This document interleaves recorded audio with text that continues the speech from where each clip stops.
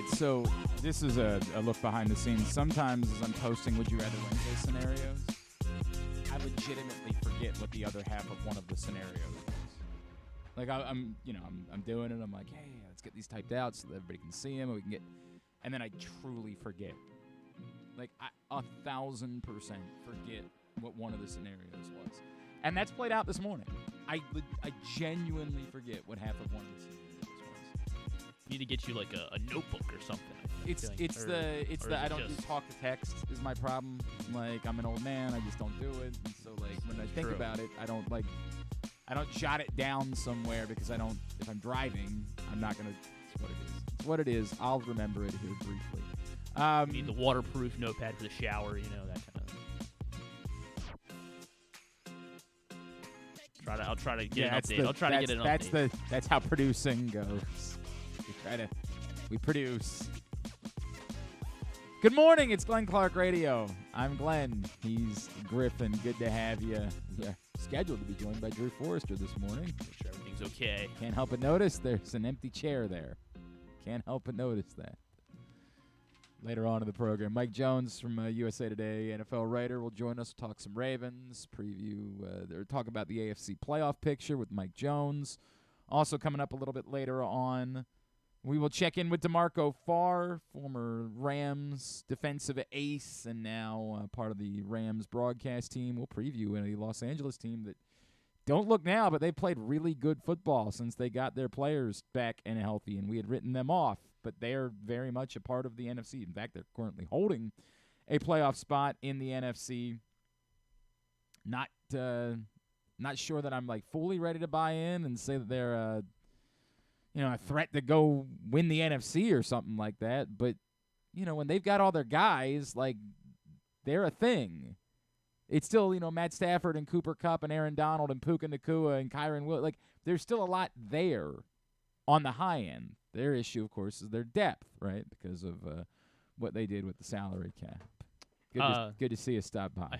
Good to see you. To borrow a line from Michael Irvin, what's all the white stuff? Yeah, there you go. That's what you got for me today. Anything else? Or see, you got your Royal Farms hot chocolate over there? Or? I do. Yeah. I'm trying to get in here. I got to turn my phone off. Yeah, you should do that. I got so much going on. Do you, though? I'll tell you what. I'll give you a second. Griffin, why don't you tell everybody about... I'm good. I'll give you a second. Why don't you tell everybody about our new friends at the Green Turtle? Yeah, that is going to be the place to be on Thursday nights over at the Green Turtle in Towson or Canton. You get a $10 free bet every Thursday at the new Green Turtles Sportsbook in Towson or Canton. You can stop by, get your free $10 bet, watch the game, enjoy some great Green Turtle food. So make sure you check out the Green Turtle Bet Park Sportsbooks in Towson and Canton. The ultimate destination for game day excitement, great food, and live in-person betting with a $10 free bet each Thursday. Come to your house and chew gum. This is the way it's going to go. I'm letting you guys do your betting things. No, I mean, what paying the bills? That's what you're letting us do? How do you think you're going to get your check this week? We can't pay our bill. The 9 I'm still owed? Just go ahead and eat. Just go ahead. We'll get back to you at some point, I'm sure. Just go ahead and enjoy. I don't think you are. I think you're in the middle of a meal. Imagine me showing up. It was like this full crowd scene at the food line. Yeah. Yeah. Remember? Yeah, Fast Times at Ridgemont High. Of course I remember. We got a lot to cover today. Do we? Your breakfast? You might as well put that thing up to 85%, yeah, 90%. Why? What changed? Everybody's hurt. We're never gonna lose again. That's true. I don't know if you've heard, but there are still games to be played and injuries that can still occur. Mark Andrews is hurt. You heard of him? All right, yeah, there you go. That's Drew eating breakfast. So since I was told to speak up, I want to make sure Mike Jones is with the Athletic now. All right, yeah, thank you. Okay, all right, good. I just wanted to make sure we had the same Mike Jones. Appreciate it, thank you. I got some questions for him. Oh yeah, do you? Yeah, but what happened at Maryland? It's not that Mike Jones, but that's okay. No, you should let me do that. Yeah. Welcome in, Mike Jones. Hey, Mike, I got a quick question for you before we start. What your relationship with Gary? How did that go? Just to see how long we could do that. Remember the one time I said I wanted to go on the air, and we'd bring on a guest like it was Florio, and I would act like it was someone else. Yeah. I think this is the day. This is it? I think this is. I'm done far worse than this. I just think that in general, this is the one. I think I've decided that. Don't do that to me. You wandering in here, just eating breakfast. Starving. I'm sure you are. Could you imagine if someone showed up? Could you imagine on like the radio station, somebody showing up? All the time. Not during the show. 100%. We would take a commercial break. I wouldn't. Well, you would do is you would pull up Bob in Parkville. I've heard some people on the FM. I've heard some guys on the FM station eating on the air. Yeah, it used to be against the rules. Yeah, it's not It anymore. should be against the rules, but we've just kind of given up as an industry. We've just stopped caring. We've just sort of said, so much of it going you on. come in now. here and eat breakfast. It's like a podcast. We can do whatever we want. It's like a podcast. Say whatever we want. Could you please get people to sign up for this bowl pick'em contest so I can fill up this? I just want to hit the $3,000 mark. How many more we got? I don't know. We're about a third of the way. So we need to raise $350. We need 35 people to sign up. We're When probably do they about. decide who made the playoff? Yeah, that's great. Any day now, I think. You know whose chances What I a like. fiasco that was. You know whose chances I like. Florida State. I don't know if you heard. They won undefeated. What a fiasco, though. I mean, Like everything that could have gone wrong for the NCAA went wrong. well, the NCAA doesn't have anything to do with Don't this. let They don't. Auburn give up that 4th and 30. If they don't give up that Right, 4th yeah, and 31, there's the not a whole thing changes. conversation, Texas is right? out. Alabama's out. Well, that's the Georgia funny. and Florida State are in. Hang on a second. What does happen? Because I think part of this is that people are convinced that there's no way the college football playoff would leave the SEC out. So what Georgia does would have been happen?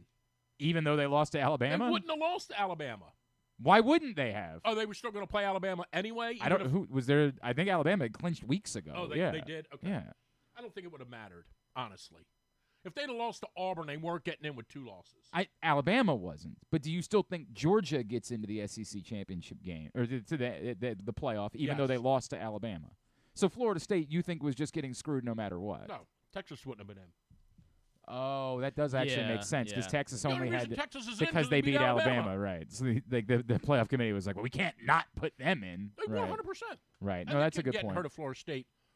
Look, I honestly thought Florida State should have been in, but I do understand the concept of you guys are going to get beat 44-10. Put your life on the line. Could you name the kid that got hurt? Yeah, Jordan Travis. Oh, look at you. I thought you mean- would have missed that. I thought. I think that's his name. Yeah, I would have No, bet. I mean, I'm just saying, like, I think Florida State should have gotten in, and I think it's kind of shameful to disregard everything they did because they got their best player got hurt. Well, it is. But- It's shameful. Now, But I do understand it. Like, you're not going to win 2 games without him at quarterback. presumably, just not. presumably not. Right? Presumably not. Of course, we always remind that Cardale Jones did it for Ohio State a couple years ago. Yes, presumably you're not going to do that. I tend to agree. And this is the eternal, are you building a TV show or you're supposed to come up with a fair competition to determine who should win the national championship? And their answer, like if you put the old meet the Fockers truth serum in them, Right. would be we have to make a TV show. That's what we have to do. Our obligations are 100%. to our bowl partners. 3 of them. What's that? Yeah, 3 TV shows. Three Correct. of 'em. We've got to make 3 TV shows. So that's what we're concerned about. And so we think we got it right because we made TV shows. I'm a little The surprised. shame is that a sport allows for a TV show to dictate how it is you come up with your national championship. And it's a reminder of what's going to happen moving forward. It's this thing where, like, it's easy to say for everybody else, and I've said this all week, well, this gets fixed next year because there are 12 teams. Right, until you figure out what shenanigans they're going to pull moving forward because they're telling you they're going to make their decisions this way eternally. So next year, when both Oregon State and Tulane go undefeated, right, understand they're not both getting into the college football playoff even though it's 12 teams. Right. They're openly Penn telling State's you. getting in at 8-3. Correct. They're telling you loudly, we're not going to make the decisions in the way of fairness. We're going to make the decisions that are best for us. That's the way it's going to go.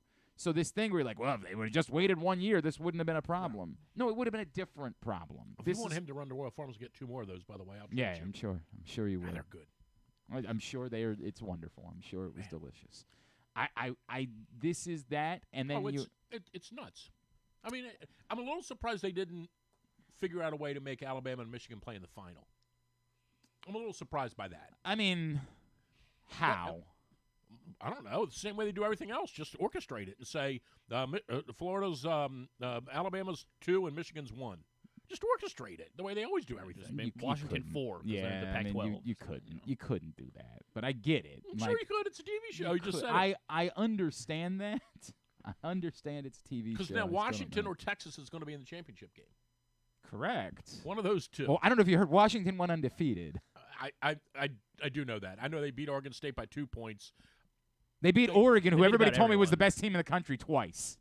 They did do that. Yeah. But now that's all they did. I understand that, but it's still. But yeah. They beat them twice. Right. No, I get it. Oregon was favored by double digits the second time around, and they still beat them. Oregon also beat the People's National Champion, Colorado. But so. what? The People's National Champion. Give me a break. Weren't both? Not that it matters. Weren't both of those games in Washington?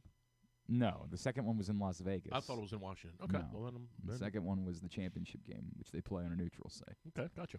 They beat them twice. Like there's no. Fair enough. Trust They me. could win. I mean, I wouldn't be. I think Michigan's going to win because they're going to steal all the signs. But I don't know if Michigan's going to win or not. That one, we're doing this bowl pick'em, which again, I need you to sign up. Make it so I don't have to talk about it anymore, please. Sign up today. Griffin actually signed up. I'll take Maryland. Yeah, actually, of course. Yeah, I was a little nervous there for a Who moment. are we playing? Auburn. Auburn. I don't like their chances. I do. Yeah, Auburn lost to New Mexico Have you State. seen our I understand quarterback? that. Have you seen our quarterback? Yeah, he's not the Big Ten's all-time leading passing. He will be. He's coming back for an 8th year. There I was- just saw something There was a yesterday. bizarre. I'm Did not. you see something There's yesterday a where the dude's coming back 25 for years. back for a seventh He's year? going to be 25 years old. 7th year. I understand Which is that. 2 years less than Plumlee. Yeah, that's and Perry Ellis too.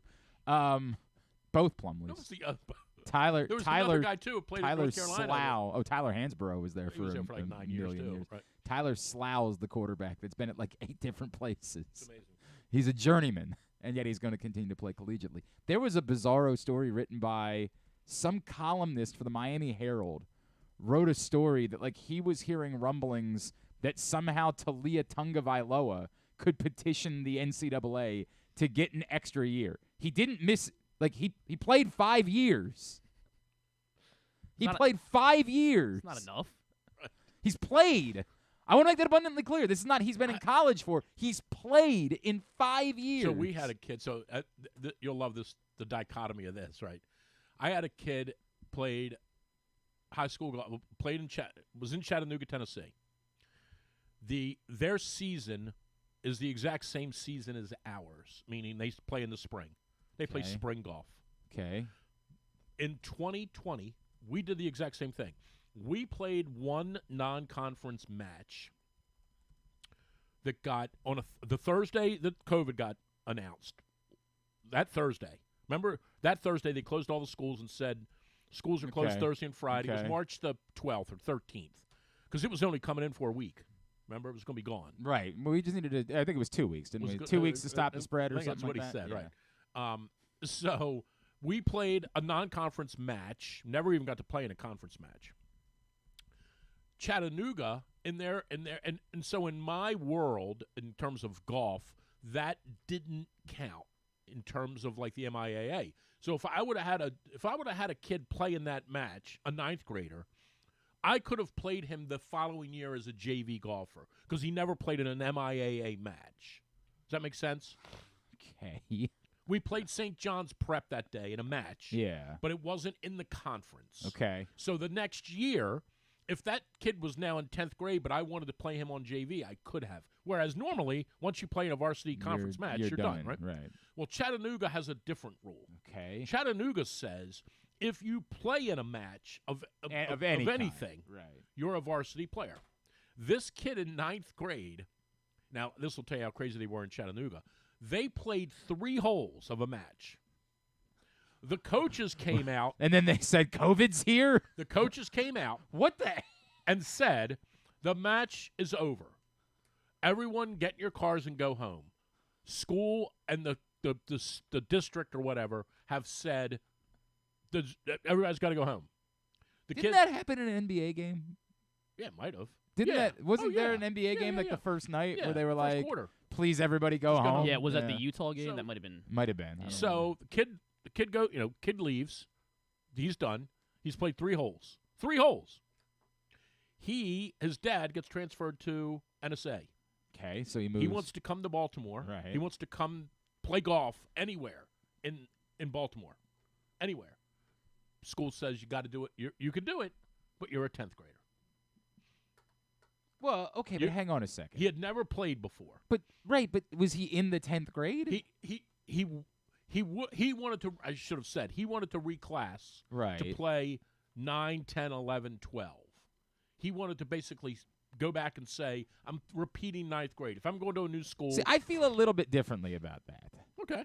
I do feel a little bit differently. Like, but he never played. I understand that part of it. Yeah, like he did. He played 3 holes. But I would that issue of, whatever that would mean. But I don't really know that I'm okay with like high school kids sticking around high school. It's a little bit different. Well, they all do it.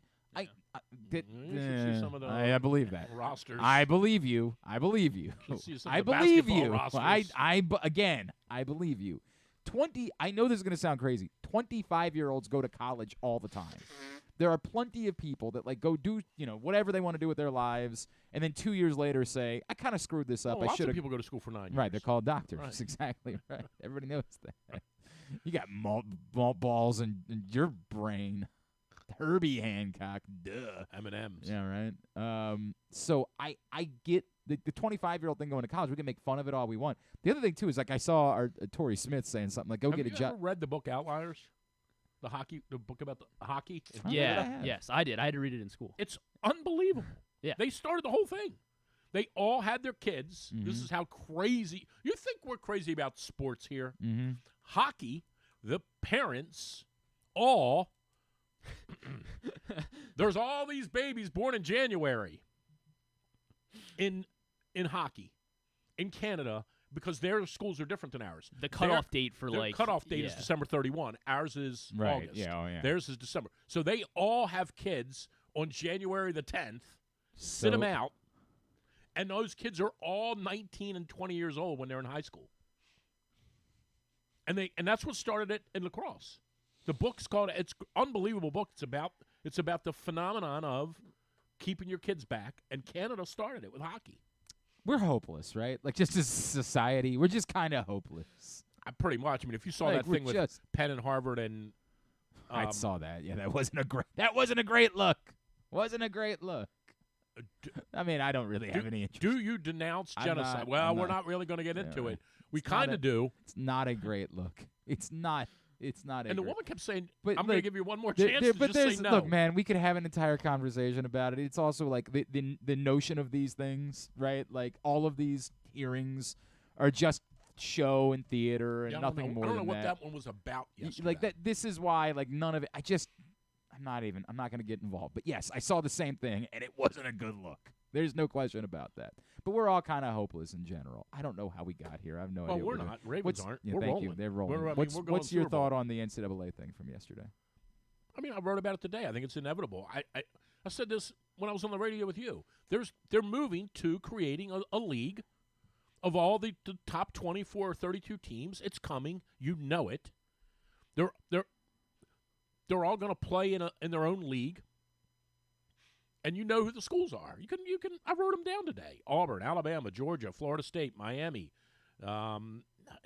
Go to all the major markets. Northwestern will probably have to be in there because of Chicago. Well, I think there's UCLA, real questions about USC. whether or not Northwestern or even Maryland can be a part of that. Right, but like I think I don't think Maryland can be a part of it. This is not. Well, if for Maryland can't, then Northwestern can't. Okay, but the only reason Northwestern would be in it is because of the market. But somebody would say the same thing about Maryland or Rutgers, right? Like, but I do think there's I don't think any of those schools.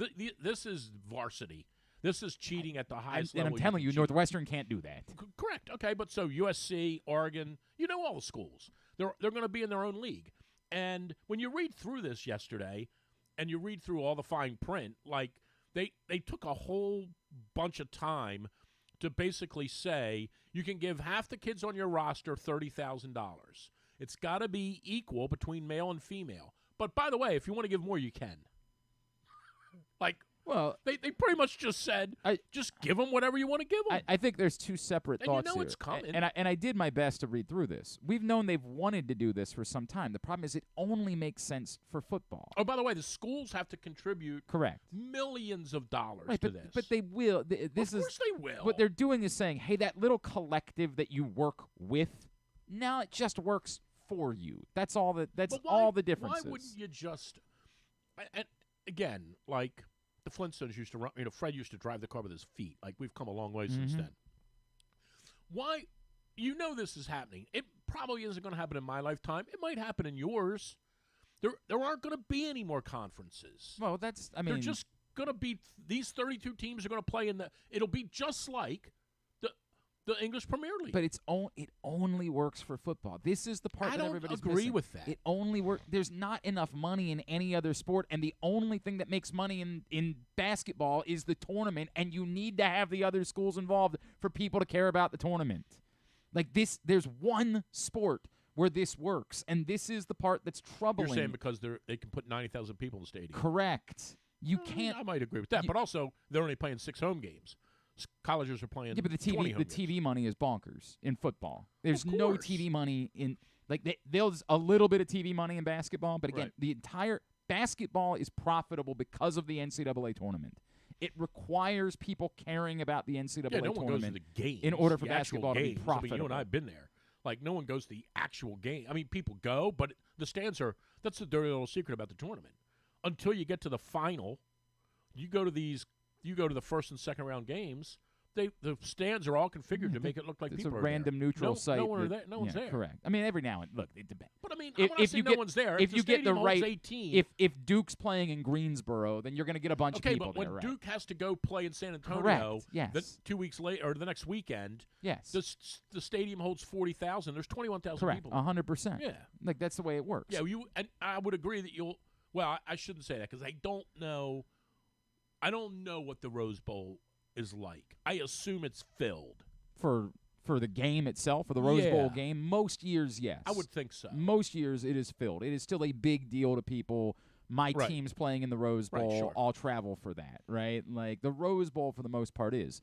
But majority of bowl games are not. The overwhelming majority of bowl games are not. Even some of the other big ones, right? Like the Orange Bowl, depending on what the matchup is, isn't going, my God, this year, who's playing Liberty in the Fiesta Bowl this year? Kansas. It's No, it's, No, it was a conference Oregon. champion, wasn't it? Yeah. Is it yeah. Oregon. I think it is Oregon. Oh, my It's gonna God. be 81-10. But it's going to be hell, and I know the people involved because I used to Liberty. work with the Fiesta Bowl. Liberty, because they got on the Yeah, right, that's a great point. Yeah, and they've done a lot of bang up work at Liberty over the years. Real dynamite play. Their golf program's great. There you go. They got that going. Football's for them. great. Yep, they've got those things They're in the going Fiesta for them. Bowl. How the Falwells doing? They're in the Fiesta Bowl. Yeah, they are in the Fiesta Bowl. You got a good point. Golf They program's made the great. Fiesta Bowl. Kid played in the U.S. Open last the year. people at the Fiesta Bowl are going to be. If you've they're- ever go right now, they're if you've dying. ever wanted to go to a major bowl game in your life, just go wander out to Phoenix for a little while, and you won't be able to go more than a couple miles without someone attempting to hand you tickets to the Fiesta Bowl. And I mean this because I went. There were years where we had better matchups when I was working out there, and they were saying, dude, can you please just quietly give away a bunch of tickets to this game? Thousands. Like a bunch. Quietly. Very quietly. A buddy of mine used to run that game, Which one? the Fiesta Bowl. No, but who? Brian Flagel, I Flajole. don't think I ever knew. Wonder what he does now. I He knew was the PR guy in Tacoma. Oh, okay. All right. I had a lot of friends. I mean, they would invite us over to the facility to watch football every Saturday. It was a great gig. I By the loved it. way, I got your Coyotes circled. Oh, God. Life is good right now for the I Coyotes. got them circled. Don't know if you guys have heard. Yeah, 5 I- wins over the I last heard 5 about Stanley them Cup running up the champions. score. I know I stopped watching at 6-0. Did it get worse than that? No, it was 6-0. Yeah. But they were still trying when it was 6-0. We got And you. they should. We got you. I'm pretty sure the goal differential matters for the NHL's in-season tournament. We got I'm pretty sure they need that. We got you. Oh, yeah. Brian Flagel is. Hang on a second. Who's going to score 6 goals for the Capitals? Well, Ovechkin's got 5. Yeah, this season, Yeah. who's going to score 6 goals? My buddy Brian Flagel is now the director of the Boeing Ah. Classic, Ooh, which is sounds nice. It's the Probably has a lot of money behind it. Champions Tour. There you go. He's got that Event. going for him, which is nice. The issue with the college thing, the issue is if they're just doing it for the sake of, hey, we're going to get to the point in football that everybody thought we're going to get at, it's a bummer for all the schools that won't be a part of it. Like, it's a bummer for Navy. It's a bummer for Delaware spending $5 million to go up to the highest level, only to be told, hey, by the way, that level doesn't exist anymore. Like, how about that? it's a bummer for Delaware. It's a bummer for those types of schools that like want to pretend that they're competing at the highest level of college football. But nobody's really going to be bothered by it because, again, it's easy for us to say we don't really want to watch those. Every now and then, one of those schools we wanted to watch, like we remember Boise State beating Oklahoma, but we don't actually want to watch. Like, we don't really care about those programs. There's nothing – they don't really do anything for us. So the college football that we want to watch is the highest level of college football. We don't really care about anything beyond that. So they can do this at the football level and have no problem. The issue is the moment that they decide that the NCAA tournament is now going to be Arizona State versus LSU, they're cooked. No one cares. The NCAA tournament only works because you can get people invested in the idea of a little guy beating a big guy. Oh, no question about that. That's the only reason. I mean, there's almost a train of thought that you would say, and I know they're talking about this now, right? The NIT, you're no longer guaranteed a spot in the NIT if you win your conference tournament, or you win your regular season conference. I mean, I almost would say there's a train of thought that you would say that the top 3 finishers in the regular season go to the NCAA tournament. The conference winner also goes. And if they happen to be one and the same, they happen to be one and the same. That happens all the time now. And we're going to make the tournament – I'll just make the number up because I don't know if the math works. We'll make the tournament 134 teams or 138 whatever. They've threatened to expand the tournament a couple of times. I mean, you're going to laugh when I say this. Let the thing take 8 weeks. Yeah, I hear you because it's the only thing anybody actually cares about is the actual tournament. Yeah, I hear you, but you don't – this, again, it's the real problem. Maybe Towson will get in then. No one actually cares about the second weekend of the tournament unless your team is involved. You don't need more rounds of good teams. You care about the Final Four, you care about the first weekend of the tournament. Because for the first weekend of the tournament, you're rooting for upsets. The second weekend of the tournament, if your team's not involved, meh. If it's on, maybe I'll watch it. But you're not invested in it. Creating more NIT, creating more 500 major conference, these power teams playing in the NCAA tournament is you're shooting yourself in the foot and ruining. And you're the also thing. presupposing that you're not, but in general, we're all presupposing that the NCAA wants to see VCU in the Final Four, and the reality is they don't. Not about the Final Four. No, but I'm just saying they have to be in the tournament. But I'm saying that we love the idea that George Mason made it one year and VCU made it one year and Chicago with the woman at the end of the bench made it the Chicago 1 year. Like, Sister Jean, yes. We love that, right? The NCAA hates it. Now, they might have liked that the Loyola Chicago was in the Final Four, but they don't want those teams to win. But this is a nose-face situation. They want them in. They don't want them in either. They don't want to share the money. This is the issue. They want the people that are. You might be right about that too. Why are we giving the CAA? They're not doing anything for us. You're probably right about that. They don't want them in. It probably drove them insane to have to write Towson a $71,000 check the year VCU made it to the Final Four. 100%. They don't want to share any of this. Right. No, I agree. They I want would to agree with insulate and keep the money within the schools that are doing the most to make them money. Let's talk about the transgender swimmer. We're not doing that. It's not going to happen. Okay. I'm just trying to break up the monotony. But this monotony. we know these people are all. But my point remains.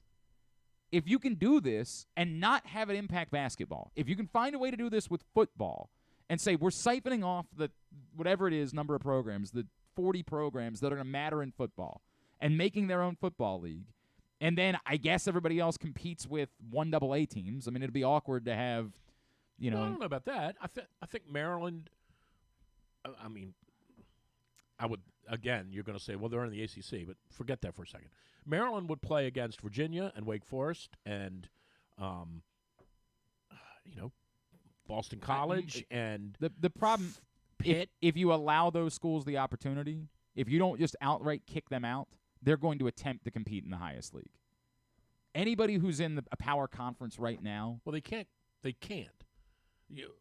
We're not letting you in. but that's this. The NCAA, the way they're setting it NCAA up said, is here are the 32 you get teams. No, you get to make the choice. The way the proposal was made No, is I'm saying this is my Super League idea. right. Oh, okay. No, Well, those I'm always saying- work out really well. The Super No, Leagues. the Super League idea, right. Yeah. The NCAA would say, here are the 32 teams. Understood. At that, You're not in. You're not big enough. I get it, but having 5 different classifications of football is entirely too much. Nobody wants to watch 5. Maybe you'd have 3. Right, that's what I'm saying. I think that at that point, A League, B League, C League. you'd be meshing some of the leftovers of the power but I don't think your thing works. I don't think they're going to take 32 teams. Hey, by the way, is the San Diego Chicken still alive? What? I don't. No, go ahead. Something just dawned on me when you said that. Look up and see if he's still alive. I think we're good. Ted Giannoulis. I think we're good. All I right. think we're good. So, and then what do you do with The tap out. No, don't tap The out. day's the day. I appreciate it. You got me there. Don't I was desperately trying to have a look conversation. and see if he's still alive. I know you're trying to have a conversation. I'm the one that brought it up. I'm the one that brought it up. Hey man, if you You're ever wanted to trying watch someone break, today's the day. You get to watch it as it happens. I'm broken. I finally I'm did a it. broken man. I finally did it to you. I can't do this. I can't figure out a way to pull it back in. I finally did it to you. What happened to you? I don't know. Maybe that's the truth. Maybe you've never changed. Maybe this is always the That's way your it was, and this is on me. Well, that's 100%. It might really be on me. That's pretty the way that I look at it. Did you listen to the shows in the old days? I didn't. In the old days? I slept through most of them. How many times did somebody say to me afterwards? Paul came in one day yeah. and said, why don't you guys tape these? I'm like, I think we should think probably we're not. Good. I don't think anybody needs to know. I don't think. The number of times someone would bring up something, dude, I couldn't believe you said this earlier today, and I was like, I said what? Yeah, right. What? I would never say. I remember- My father said that to me once. He's like, "Well, you said that like this person could never win." I'm like, I would never say that. I don't feel that way at all. Why would I say that? I was asleep. I was barely Look functioning. where it the way got was. you. Yeah. Colin Stevenson. Yeah, there you You're go. the head guy Yeah, at Stevenson. the head guy. Life is. Is Paul Cantabene still there? Yes, he's still there. He's still a lacrosse coach? Any other? Why don't we just do train of thought for a little while? I'm just We asking you. just anything. I just saw his name today. Yeah. I did. Okay. Is he still alive? I think so. I can't find any obituaries, so yeah, I would think he's Well, still I would alive. say San Diego Chicken's dead if he was No. a big deal. Yes. So no, I think he's still around. He'd be I could tell that story. 70 No, I think I've heard. I could tell that. 70. Yeah. Yeah. because he was born in. Yeah, he's No, he's over the 70. He was born in 51. Yeah, I No, was gonna say, 53. he's older than me. He He's 10 just years- turned 70. Yeah, he just turned 70. What else you got? What are the Orioles going to do this week? They're getting I close. think they're getting Kimbrel, Oh. right? Yeah. Are they going to get Kimbrel? That's what Ken Rosenthal said about an hour ago, I think. That they're going to sign Craig Kimbrel for Yeah. how long? Hopefully a year. Well, Now what are they going to do about? and where's Cease Now what are they going to do about the back end of their bullpen? Where's Cease going? Tyler Wells. I don't know. Where's Cease going? The Braves? Could still be the Orioles. He's not going to the Orioles. Craig Kimbrel. That's not happening. That's their answer. Do we think? I mean, will it even happen? I'm still not convinced it Well, yeah, will. I'm thinking of the Grant Balfour situation. I mean, and- there's been I'll a million give of you them. the name already. of someone that a friend of mine would like to see the Orioles get, Oh yeah. who says this guy would be a dynamic addition to the team. Mike Clevenger. Mike Clevenger. dynamic. I mean, he certainly had some moments where he was. He's Good. got some issues Yeah. that you're going to be vehemently against. I don't know. I don't even know that. Oh yeah, you can look those up. I'll pass. But anyway, he a friend of mine who knows him says he'd be great in Baltimore. Okay. So there's that. Well, we need a pitcher. I guess. Well, I guess. I don't think we're not starting. It's hilarious how you. We all know who knows Mike Clevenger. Like, I don't wanna say. it could be anybody. I don't want to say who it is. Like you could be just hanging out with Tim Anderson on a regular basis. Anyway, Could be he anyone. says Mike Clevenger. Great. What are Mike Clevenger's issues? I'll look it up. Yeah, Yeah, they're a not little- good. Or yeah. domestic. Yep. Yeah. Nope. Not Oh, good. Jesus I Christ. know, really. That's what I. Are you serious? I didn't say anything about him personally. I said my friend said he's a good pitcher. No. No. Well, that's you. No. It's up to you. We'd have a team full of priests. No, not at all. Then we'd lose. Go gamble. Go do whatever you want to do. Use drugs. But maybe not placed under investigation by Major League Baseball for alleged domestic violence and child abuse. Well, those two go hand in hand. I'm good. Those two go hand in hand. I think they go hand in hand. God. Once you get one, you get the other. God. No, I'm good. We Thanks. need some players, though. Understood. I'll keep looking. What did Adam Frazier say? Norfolk won the everything last year. I think we got players. Adam Frazier said that the door wasn't slammed shut. He recognized that that they basically told him you could come back, but you wouldn't be guaranteed anything. Which someone's going to take him. What's he, 35? I mean, if he waits around, is he 35? No, he's not even that old. I think he's like 32, right? Okay. Like Adam Frazier. 35. This is what I said afterwards. I don't believe there's any room. But if you could sign him for a minor league deal, then what the hell? Sign as many of those guys. Somebody's going to sign him. The only problem is they got to find him a glove. That's true. And a bat. There wasn't much of either one. There wasn't a couple home runs. Yeah, he had a couple of best power season of his career. career. He had a couple of big. You and I argued about this a lot during the summer. He was far more impactful with his bat than people gave him credit for. He just was. I don't know how to which part of that we're debating, right? Like the qualification. You're break it down. No, the qualifications that you're making there in order to make it a statement. If people are saying that he was Jorge Mateo, I guess he was a little bit more productive than Jorge Mateo. A lot more. He wasn't a lot more. He was. He hit 240, Drew. It's neither here nor there. It is. No, it's both here and there. Did you see his exit velocity? Yeah, I hear you. Have you seen his Hang launch on a angle? Today's show is brought to you by your local Toyota dealer and buyatoyota.com. The Toyota Tacoma comes in a range of models and trim lines, so you can choose the perfect Tacoma to reflect your unique personality and driving habits. Check out buyatoyota.com for deals on new Tacomas from your local Toyota dealer today. I'm going to ask you again. Yeah, Do you know what his launch angle was? No, I don't. What was it? Pretty impressive. Was it, though? Was it? It was pretty impressive, Drew. It was pretty impressive. You could have done worse, is what I could say about Adam Frazier. Odor plus. Yes. He was Odor plus. Yes. Because Odor batted 200. He was Odor plus. Right.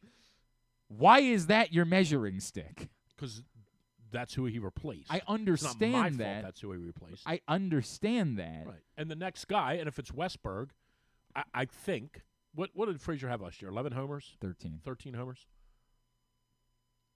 What did Westberg have? 2? 3?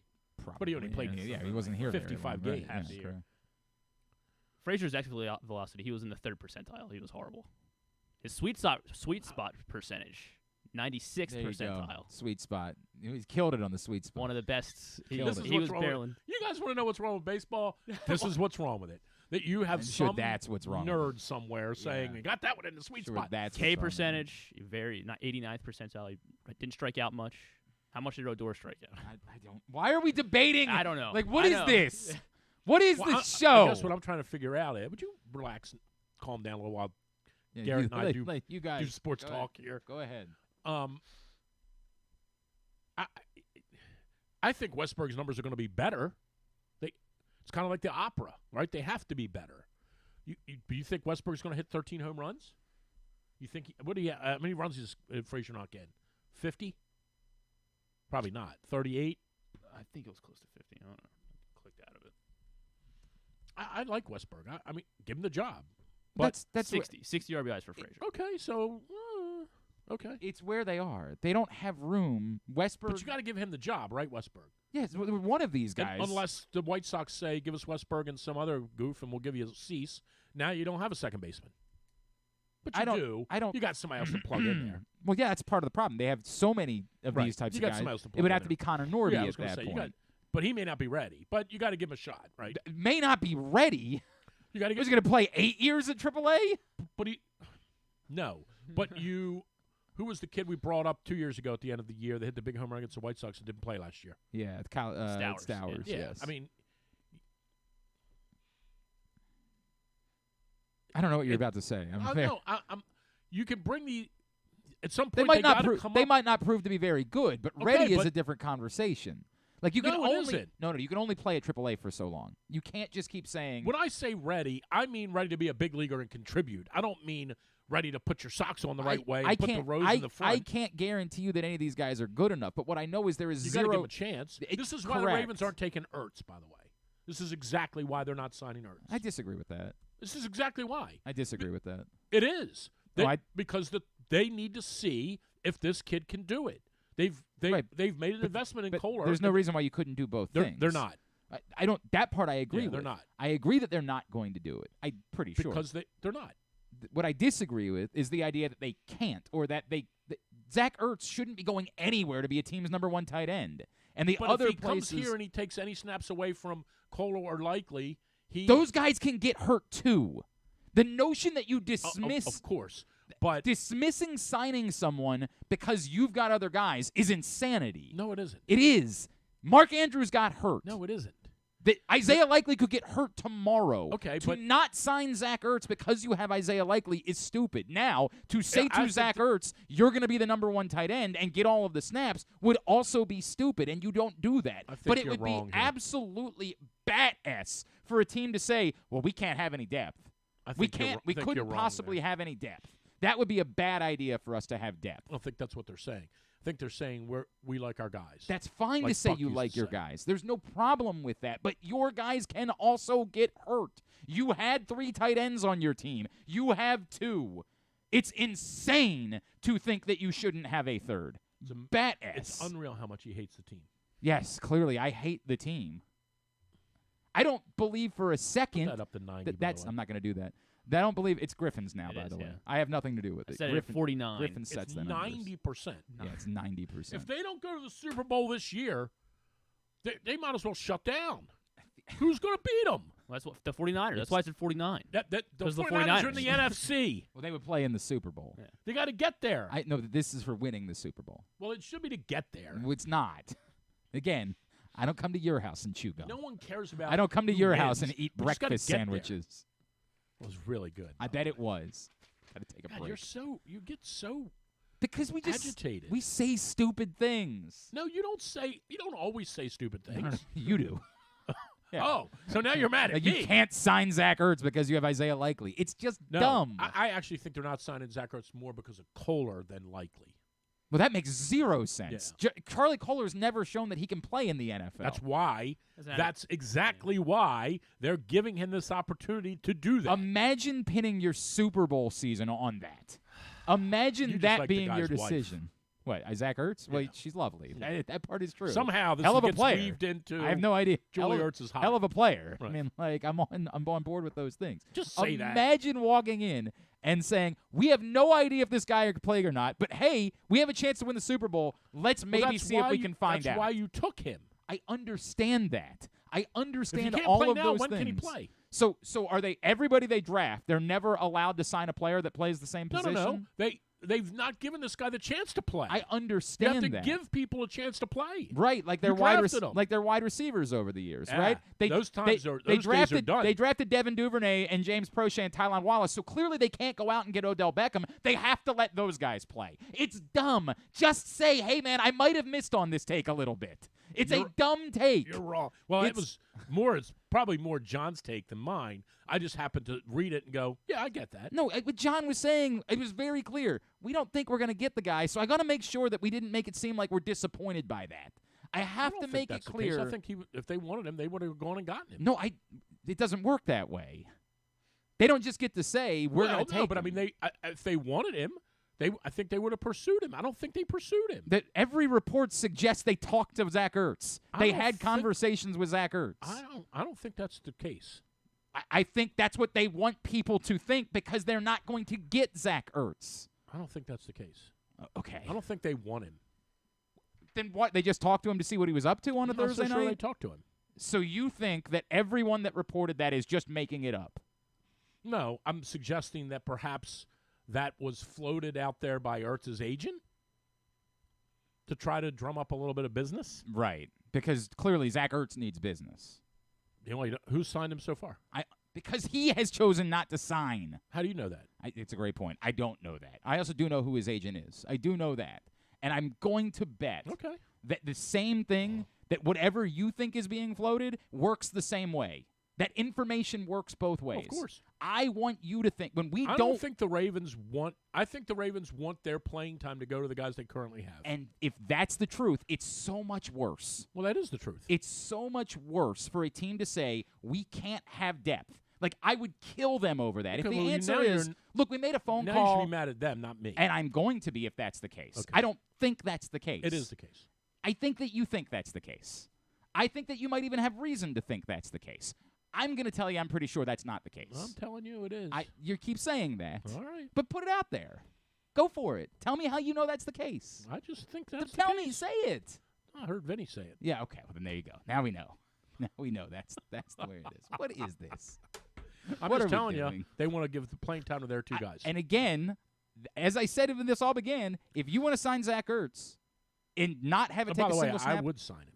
if you want to sign Zach Ertz and not have it take a snap away from Isaiah Likely, that's the thing. He absolutely should not be coming here to be your number one tight end. But to not sign Zach Ertz when your guys can get hurt too because of whatever dumb thing you're saying is it is the bottom of the barrel of dysfunction. Ooh. To say we can't Now you're sign saying a the player, Ravens are dysfunctional. if that's the case, and I don't believe it for a second, if this is the case, hey, we watch Zach Ertz, he's cooked. He can't play anymore. If that's the case, that's a completely different conversation. I have no problem with them saying, we watched the tape, the guy can't play. He can't do it. Well, it's over. I think they might have said that. If that's what followed they by he can't play, and we have two guys that we can already put in. One of those scenarios is totally acceptable. But they might have said that. The other scenario is not acceptable. Okay, but you're not letting me finish. They might have said, we've watched him play. We already have two guys that can do what he can do, and we need to let them play. So you might be right, and they might be right. I don't. If the first one, I could see them saying, if he's cooked, it doesn't matter who you have on your team. If he can't play anymore, well, I don't sure care matters. who your guys are. I mean, it matters if I'll make the number up. If he was a 9, now he's a 7, and you grade your tight ends at 6s, of course it matters. But if he's a 7 and you grade your tight ends at 8, then you would say, if he were an 8, we might take him, but he's not. If you think he's at all functional still as an NFL tight end, and you are ruling him out, you're insane. It is. It's dereliction of duty. They're all functional.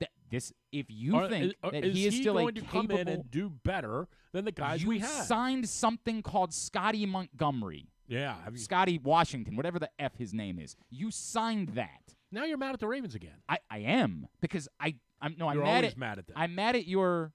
Me? I'm mad at your suggestion that this would be an acceptable way of doing business, which, again, I don't believe it is. I think it's an acceptable way of doing business if that's what they've decided, because they know more than me. They signed a tight end. And you. They signed something that you have no idea. If this guy is still at all functional, to dismiss signing him when you sign someone that has now no you're ability them whatsoever. About some other dude. Yes. Let's go to war for Scotty Washington. They clearly... Montgomery. No, it's not. That's the guy that was the coach at Maryland for a minute. Scotty Washington is his name. I need to get hazard pay. Yeah, do you? Do you? You? I'm going to put in here. I'm putting in for hazard pay. You put in for whatever you want to put in for. You go ahead and I do swear. I'm getting yelled at. And I'm not even the one signing the guy. You're the one suggesting this thought process and not saying, but that would be crazy. It's like when Ian Rappaport goes on NFL Network and says, I think that this is going to be a really cool, because he gets fed some information. You know what would be really cool? Aaron Rodgers can't play this season, but what they might do is let him be the third quarterback on the roster and be inactive, but yet he can't play, but it would be his way of saying, I put the work in, and I prove that I could come back despite the fact that he's not going to come back. Is he not playing, you don't think? That was the report this weekend. The report, Ian Rappaport went on television because he was fed some information and was told, hey, make it sound like this is a really cool idea and makes sense. And Ian Rappaport went on television and said, Aaron Rodgers probably not going to be able to play, but they want to reward him for all the hard work he did. And they want to show him that he can show everybody else, I did it. I proved you wrong. And so what they might do is activate him to be the third quarterback on the roster, which is nothing. But what are you mad about? What I'm mad about is that that was put out there and no one checked it and said, wow, that sounds stupid. That's not a thing. That's absurd. That's participation trophy. That's all of the things that we rage against. That's a very dumb idea. Why would they do that? You're very No angry. one checks into that. We all just accept this information non-critically. And if legitimately, and I don't believe it, but if legitimately that was the Ravens' thought process, they would be incompetent. I'm pretty sure it is. Then they're incompetent. It's not acceptable to say Well, now we're going to argue about that. Drew, if you're saying we think we need to sign Scotty Washington, but this guy who might still be able to actually play, we can't sign, that's incompetence. No, they're not saying we can't sign. They're saying we've watched him play. We don't think he's able to contribute to the... There's a big difference between we think this guy is cooked and we won't sign him because we have to let Charlie Kohler play. Those two things are drastically different. They couldn't be more different. I think they all mold together. They signed a tight end. They signed someone. They knew they needed someone on the team. The person they signed isn't going to play ahead of these two guys. That's again, Zach Ertz doesn't need to either. Okay, so are they going to give? They're going to give money to this if they've decided these are the two guys that are going to play. Correct. Right. Right. Again, who could both get hurt on Sunday? Because that's the hurt. I understand that. Anybody could get hurt. Zach Ertz could get hurt. These guys were already on your team. And you felt like you needed to have been able to play much. You felt like you needed to have three tight ends on your team. But hold on, because we're really zeroing in on one guy. We're not really zeroing in on Likely because he's displayed from time to time that he's got some acumen. Mm-hmm. We're really talking about the other dude, and they haven't been able to get him in, and I bet until there was an injury. Right now, there's an injury. He's the next man up. Understood. And they're curious to see. Can he do it? All well and good. These things are all well and good. Okay. No one has a problem with any of that. But that guy could get hurt on Sunday. And you felt the need to put a third tight end on your team. You felt that need. So to say, he's this guy's not coming, and you're also presupposing that Zach Ertz. You're saying. Let me finish now. You're still mad. No. I'm mad because you're trying to move the goalposts. I'm not moving the goalposts. You don't even know what I was going to say. I do know. Go ahead, say it. You're also presupposing Zach Ertz would come here and... I started the conversation by saying this. You didn't even let me finish. I said, if Zach Ertz is not interested in being a depth tight end, then you're not going to sign him. But that is different than saying we can't sign him because of these guys. Those are different things. They would internally say, we're not bringing him here and taking Charlie Kohler's playing time. We're just not doing that. We're not bringing Zach Ertz in and saying to Charlie Kohler, your jersey's not up this Sunday. No one is saying, one, they have to. Two, Charlie Kohler's been active basically every week this season. But they're saying that. The time has come for us to let him get 50 snaps or whatever it is. Which I would suggest seems ridiculous, but that's possible. Well, why would you say that? 50 snaps? Well, however many. Come on, man.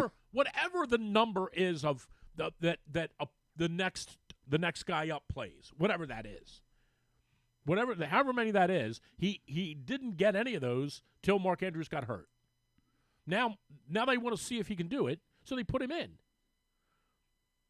And this gives them the opportunity at the end of the season to say, gave him a shot. And if they said, and we talked to Zach Ertz, and he had no interest in being the third tight end on the roster. He had no interest in only getting a handful of snaps a game, and so it's just not going to work out, then that's fine.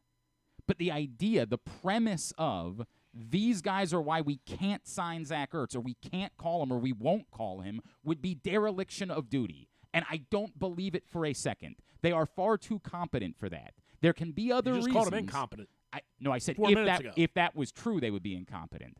I don't believe that for a second.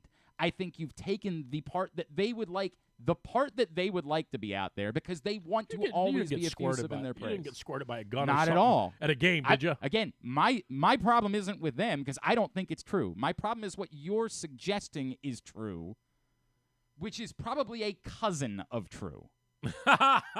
It's probably brother-in-law. Truth-ish. It is true. It's probably truth-ish. there's probably an element of truth to it, and there's other elements of truth that are out there. Because I think that we should talk about it openly and not just say this is the individual fact. Because I think, and I presented it from day one. I'm pretty sure you got squirted by never at all. By the Raven. Because again, this is Did you get squirted by the Raven? It would be being squirted by you. Did you get squirted by the Raven? No, it would be being squirted by you. You're trying to direct it there. That guy Dan that takes his shirt off squirt you. I like that guy. I love real fan Dan. Drew's here for better or worse. What are you doing? Are you staying or are you leaving? I want to talk to Mike Jones. You want to talk to Mike Jones? Mike, what happened? Not sure. Not sure. Why didn't you play any defense? Yeah, right. That's the question that we need to know. You and Gary. Next Tuesday, is fun. Is it next Tuesday night? The Tyus Bowser show. What returns. else are we going to talk about? Towson basketball. I don't know. Sure. The Blast not having any players. I don't really want to do that. We're going to be at Alonzo's next Tuesday night. How about this statement they sent out? It was insane. I don't really have any interest in talking about it. The goalkeeper. Why would you spend any time talking about the Blast? The goalkeeper is old and has been injured before. And so maybe we want to make it seem like we're trying to portray that he was involved with something. Stupid. They are so. All right, I don't want to do it. I don't want to do it. I have no. You care about the Blast? I don't. They had one player that I cared about. Now they have none. What did you care about? I cared about William Van Zelle. Oh. He mattered. He actually is mattered. He gone? What do you mean he's gone? I saw him on Sunday. Like, he's not dead. Did you go to the game? No. He's not gonna. Why would I see him at the game? I saw him at an event. Oh. What did he say? About what? Is he gone from the team for good? Yes. He's gone from the team for good? Yes. Oh, I didn't get that. How in the world would that be overcome? Oh. How? Well, I mean, money. That's a pretty... Yeah. The second paragraph of that statement is pretty difficult to overcome. Which is the one that connected him with the GM? Yes. How do you ever overcome that? I don't know. I mean, maybe... I don't... God, I got to take a break. I have to take a break. What, I don't really... Do you want to keep talking about it? I thought the first sentence was far more offensive. I thought the first sentence was offensive. To tie him to without actually doing it, to make some loose suggestion that he was involved with malfeasance. Ooh. Okay, you're a criminal enterprise? You're kind of presupposing that that's not possible. No. What I'm saying is I don't think that should we can't talk about this on the air. We can't. Can't talk about it on the air. Okay. It can't be done. Okay. It's beyond the pale. It's absolutely beyond the pale. It's the type of thing. What's that mean? What's beyond the pale? It means that in acceptable society you can't make that statement. You can't do that. We haven't done anything. No, not you, them. Oh. What they did is beyond the pale. Either you say something, clear your throat and say it, or don't. Right. One or the other. Right. What they did... The first sentence was terrible. Clear... William Van Zelle is a 39-year-old goalkeeper who has been injured. And is also the only relevant player that you have. No, the only thing that anybody knows about the Baltimore Blast. Even matter. It does. It doesn't. It does. I disagree with you there. I think that infrastructurally that might matter. Like he is one, and Donatelli too. He is one of the only players that matter. I think that's fair. But I don't think in the way you position this, whatever's happened, I don't think in the way you position it, that matters. This could have been Jonathan Mello, or whatever his name is. I thought that to basically say at the beginning, he's a 39-year-old goalkeeper who has been hurt, and to try to segue that into why he's been suspended. You suspended a guy because he's 39 and he got hurt? I don't. We can't do this. Okay, it's beyond the There's pale. legal reasons why we can't have this conversation. Tyus Bowser show next Tuesday night at Alonzo's. We'll be there. What's Tyus and a Alonzo's? special guest. Cold Spring? Yes, absolutely. That place is so good. It is great. I agree with that. And I'll we'll be there there next Tuesday night. Yeah, you know what? I think we might be full. PressBoxOnline.com/Bowser to find out come more. And do my rap music? No, partnership of Press. I don't think we're going to have to worry about it next time. Partnership of PressBox and Grade 8's memorabilia. It's all brought to you by Superbook Sports, AJ Michaels, and HelpMyGamblingProblem.org. Mike Jones, we'll try to do a show next. It's Glenn Clark Radio.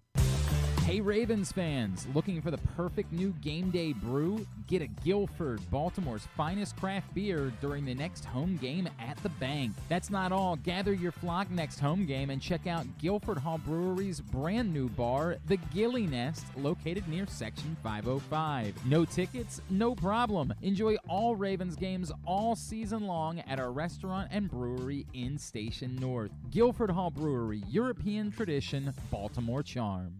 Come for a game, stay for everything else. Book an unforgettable fall getaway in Charm City. Enjoy only in Baltimore festivals, mouthwatering eats, and endless entertainment. Treat yourself to a staycation in the heart of downtown, or try one of the city's many charming neighborhood hotels. And don't miss out on packages for free parking, breakfast, and more. Plan your stay at baltimore.org/hotels. Why bet with the big boys this football season? Instead, try your hand with the local book, Superbook Sports, this fall. Superbook Sports is the book next door. Just a dedicated team of the best odds makers in Las Vegas, making sure you get the best prices and parlays anywhere. And now, Superbook will give you a bonus of up to $250 when you sign up and wager on the same day and use the promo code GlennClark23, GLENNCLARK23. So bet with the best and use the promo code GlennClark23 this football season with Superbook Sports. Visit superbook.com for terms and conditions. Gambling problem? Call 1-800-GAMBLER.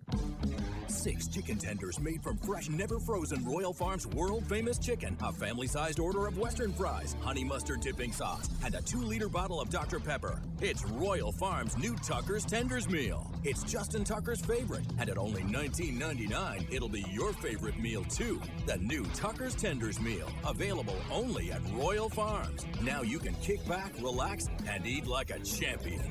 Real fresh, real fast, Royal Farms. Gambling can be a fun and entertaining experience, but there are risks involved. If you're planning on betting on the game at the casino or on your phone or computer, know your limit, stay within it. Set a budget and a time to stop. Remember, gambling isn't a financial solution, and it doesn't mix well with alcohol or drugs. Know the risks and have a plan before you begin gambling. For free and confidential services, call 1-800-GAMBLER 24/7 or go to helpmygamblingproblem.org. Brace yourselves for an unparalleled game day experience at the new Green Turtle Bet Park Sportsbook in Canton and Towson. Experience the thrill of live, in-person betting with Baltimore's only state-of-the-art Vegas viewing TV experience. Choose between a person-to-person experience with their on-site tellers or the convenience of their self-bet kiosks to place your bets. Gather your betting buddies and head over to the Green Turtle Bet Park Sportsbooks today. Green Turtle Bet Park Sportsbooks in Towson and Canton, the ultimate destination for game day excitement, great food, and live in-person betting. Must be 21. Please play responsibly. Gambling problem? Go to mdgamblinghelp.org. What company has the expertise to make your home healthier by purifying your air and killing all viruses, allergens, and bacteria? A.J. Michaels, Heating and Air Conditioning in Baltimore and Annapolis, ajmichaels.com. Make the most out of every day in your Toyota RAV4. Available in hybrid or gas-only models. A RAV4 can get you where you want to go in style. Check out buyatoyota.com for deals on new RAV4s from your local Toyota dealer today. Make sure you're tuned in every Tuesday for PressBox fantasy football analyst Joe Serpico to get you ready for your Waiver Wire Wednesday, brought to you by Live Casino and Hotel. And if you have other fantasies you want fulfilled, subscribe to Glenn and Jeremy Kahn's OnlyFans page at... Wait, are people supposed to know about that? In here on GCR as we're into hour number 2 of the program. Drew Forrester is here with us today. I don't know that I'm explaining it enough. To the O's, huh? Yeah, thank you. Just I have nothing to say about the Craig Kimbrell thing. I really don't. If I thought he was washed up, but I guess he isn't. But last year he was kind of okay. Okay. After I thought he was washed up, he was kind of okay last year. Is he just a de facto closer for 2024? That would be the problem. The problem would be if they're committing today to Craig Kimbrell being their closer. If part of getting him to sign is they said you're the closer, I would have a real issue with that. Well, that's all he's ever been. Sort of. Well, since he got good. He was a closer for a very long time. There's no doubt that that's the case. Well, I mean, why else would you be bringing him here? Anybody can throw. To have one more arm. To essentially say throw in the 8th inning. To essentially say we don't have a closer. That would be, to me, the reason why you signed Kimbrell. If you wanted a closer, go get a closer. This is... Okay, but... Well, I'm okay. I mean, Batista's going to be back and be the closer. In 2 years. I get it. Your argument is you have 1 year where you could just use somebody. Why not just let it be Craig Kimbrell? And my argument would be No. I don't know that I didn't say that. I said I would assume they're saying that. Right. He's our de facto closer. And my answer would be you figure out who your closer is once you see what all these guys look like. Like, for me to commit to Craig Kimbrell as the closer. We should have said that to Zach Britton. We missed the boat last week. What? Why don't you come be the closer for a year? Seriously. Might as well. I've got nothing on. Like, I'm both uninspired by it, and at the same time, well, who else could? Who's the other guy to get? Presley. If the option was this or Aroldis Chapman, then sure, this is better than Aroldis Chapman. He's terrible. He's done. I understand, and yet, but we couldn't get the Presley guy from Houston. I would have preferred the guy in Tampa, the guy that Stan was on. What the hell was that guy's name? Robert Stevenson. Robert Stevenson. I would have preferred that. Like, this is he was good last year. I can't deny that. He was functional a year ago. That part I don't give a rat's ass about. Let me ask you this before we got a guest coming up. What do you think about Zach Ertz? I can't even be mad. I couldn't do it with a straight face. I can't even be mad at you. I couldn't. Not for that one. See, again, I'm willing to, and this is where I'm Mr. Fair. I couldn't even do it with a straight face. I am a man of fairness. Oh God. That one worked. That one, like, bottle that up. What do you think about that one? Let's talk about the Ravens tight end situation real quick. Okay. Yeah, it's a shame we haven't had a chance to do that yet. Oh, man. We should do that. What time is 15 minutes. I can't wait until next year when Mike McDonald comes in here with the Steelers and beats us twice. Oh, Lord. Now we're going to really be fighting. We let that guy go replace Tomlin and look at him. Yeah, there we go. That's the way it's going to go. All right, you want to play Would You Rather Wednesday? I haven't even posted it yet. Not really. Okay. Well, then we'll move on. Let me ask you what did you prepare for today? No. I've got a bunch of stuff you want to talk prepared. Yeah. Us or the game New Year's Eve is going to be for the number 1 seed, right? Probably, although we both, I say we, both teams have. I haven't looked at the Dolphins' schedule. I've got the schedule. Yeah. I do a sports website. Do you? So I do. When did you start? So I've got the schedules. Name the other 3 quarterbacks in the college football playoff. Oh. Name all 4 of them. Name the 4 quarterbacks in the college football playoff. You're lucky I know the names of. You're lucky I know the how teams. Many of the? No, wait. Put your phone away for a second. How many of the quarterbacks can you name that are in the college football playoff? 0. There we go. That's our guy. I don't follow college football. I told you that. I don't know if you heard. He does a sports website. I am so. Not sure if you. I am so. You can't name Michigan's quarterback. Actually, you know what? You can't name Washington's quarterback's a finalist for the Heisman Trophy. How many of the Heisman Trophy finalists? Can you name? Dude from the quarterback from Alabama. No, not a finalist for the Heisman Trophy. He isn't. No. Anybody told him that yet? He got benched halfway through the year. He wasn't. He wasn't good. He's looked good since. The kid from Caleb Williams. No. He didn't make it either. No, very much not a finalist for the Heisman Trophy. Then I'm done. Then you can't. You're 0-for-4 on Heisman Trophy. I don't follow college football. Dolphins? I told you that. I don't like it. Does a sports radio show. I do. I don't like website, it. Whatever he said. I don't like college football. Oh, yeah. Dolphins have the Titans at home on Monday night. Okay, hold on. Now. Why does he have to hold on? Because I'm doing the picks. I don't care. Read the schedule. The Jets at home. They have the Jets at Miami host the Jets on Sunday. Right, go back to this week. Yes, the Titans. Miami. He said that. No, they host who? The Titans. 4-8 Titans at home on Monday night. Miami. Okay, Miami, so they win that game. Jets at Miami on Sunday at 1, Week 15. They win that game. Now they're 11-3. Now, wow, they got 3 straight home games. Dallas at Miami. That one's at 4:25. That's the eternal who knows because neither of these teams have beaten a good team at all this season. They're both 9-3 right now. One of them is going to have to win. Dolphins or Cowboys at Dolphins. I mean, the Dolphins presumably are favored because they're at home, right? But I don't keep know. Going. Then they come to the Ravens. Then they come to the Ravens at home against the Bills. They host the Bills. 4 of their 5 games are at home. Correct. That's weird. I guess they don't like playing home games in Miami in September because of the hurricane. All right, so and they're 9-3 now or 8-3. 9-3. They're 9-3. Tiebreaker over the. Yeah. So it's going. So here's the thing that's interesting, right? Dallas, their last 3 games are going to come against teams that might be in must-win situations. Because Dallas, if they beat the Eagles this week, Dallas is right there for the NFC East.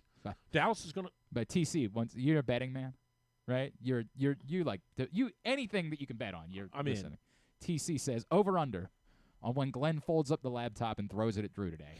I'm setting 11:37. What time is it now?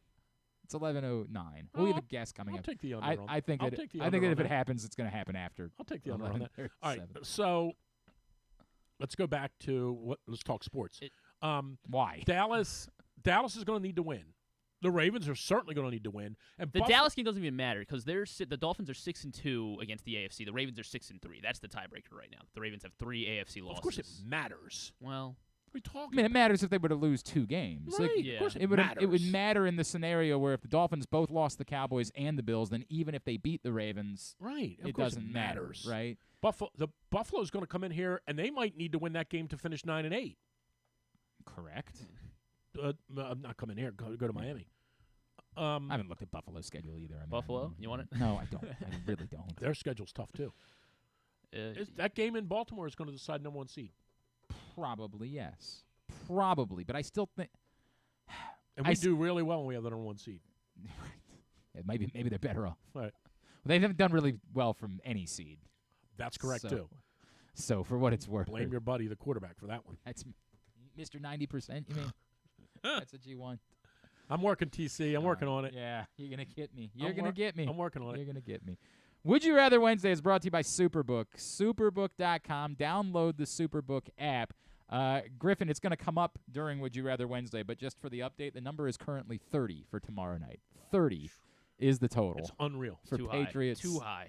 Steelers. It's unbelievable. 30 is the total. So if you're like Griffin and you still think you might bet the under, that old primetime under wasn't so great on Monday night either. Yeah, Didn't that work But think out about so that well for a on second. Monday. Yes. The number's 30, and Yes. you are definitely thinking to yourself, How they get I into might 30. take right. the under. 100%. So if you want to bet the it, final might be 16-13. the final might be less than that. Drew, you should This take is basically Army-Navy. Have you looked at the total for Army-Navy? That one's got to be, 28, 27? It's I believe it's going to set the record for the lowest, 27.5. Wow, is that the lowest? 27 and a of the half. Army Come Navy? on. They're going to score more than 27. Are they? I think every game's in 13-10. Are they? I don't know. These guys got to get some better players. The Iowa-Nebraska game. Sure. Well, they're kicking them out of. They're not going to let them. Army still has 5th-year guys. Navy doesn't have that. Army still. Are we talking Tiger at all today? No, we're not. All right. Sorry. You can do that on fairways and Oh, greens. what about Liv? What John about Rahm? Liv? John Rahm. Anything No, today? I got nothing for you. If you want to bet either of those totals, if you say those numbers are way too low, then go right now to Superbook.com, download the Superbook app, use the code GlennClark23 when you sign up, and you will receive up to $250 in a same-day first bet match, win or lose. Again, Superbook.com or download the Superbook app. All right, here we go. Number 1, would you rather? A Football Genie offers you a guarantee that Ronnie Stanley will go right back to being Ronnie Stanley again starting on Sunday, or he's going to remain what he's been, but Isaiah Likely will play like a superstar for the rest of the season, and you get a guarantee that no other Ravens could seriously hurt the rest of the year. I thought it was going to be a Zach Ertz question. Then, I mean, it's pretty clear. No, I want nobody else to get hurt. Then, yeah. If Stanley, I guess Stanley's going to be playing 50%, but and get your ass kicked at left tackle. Well, you know what I'm nobody gonna else is say. going to get hurt. Yeah. I understand that. I'm always going to Have to say think that. protect the quarterback. I Always. Now, he hadn't been John Ogden this year either, but I would always say protect the quarterback. well, that's the point. The point is we're saying he goes back to being that guy. That's what I'm saying. Right. I'm acknowledging Ronnie Stanley right now is not good enough. Like, this ain't going to happen. Well, he has not had a great year. He's been. Yeah. Like, when you can't legitimately say that he's definitively a better option right now than Patrick McCary, it's a problem. Yeah, I think he is. Not the guy that we've seen recently. I still think that he has a higher end, that, like, he can be better, but the guy that we've seen recently, sheesh, it's been bad as hell. I guess the Orioles make one more move if the Craig Kimbrell thing is done. Multiple?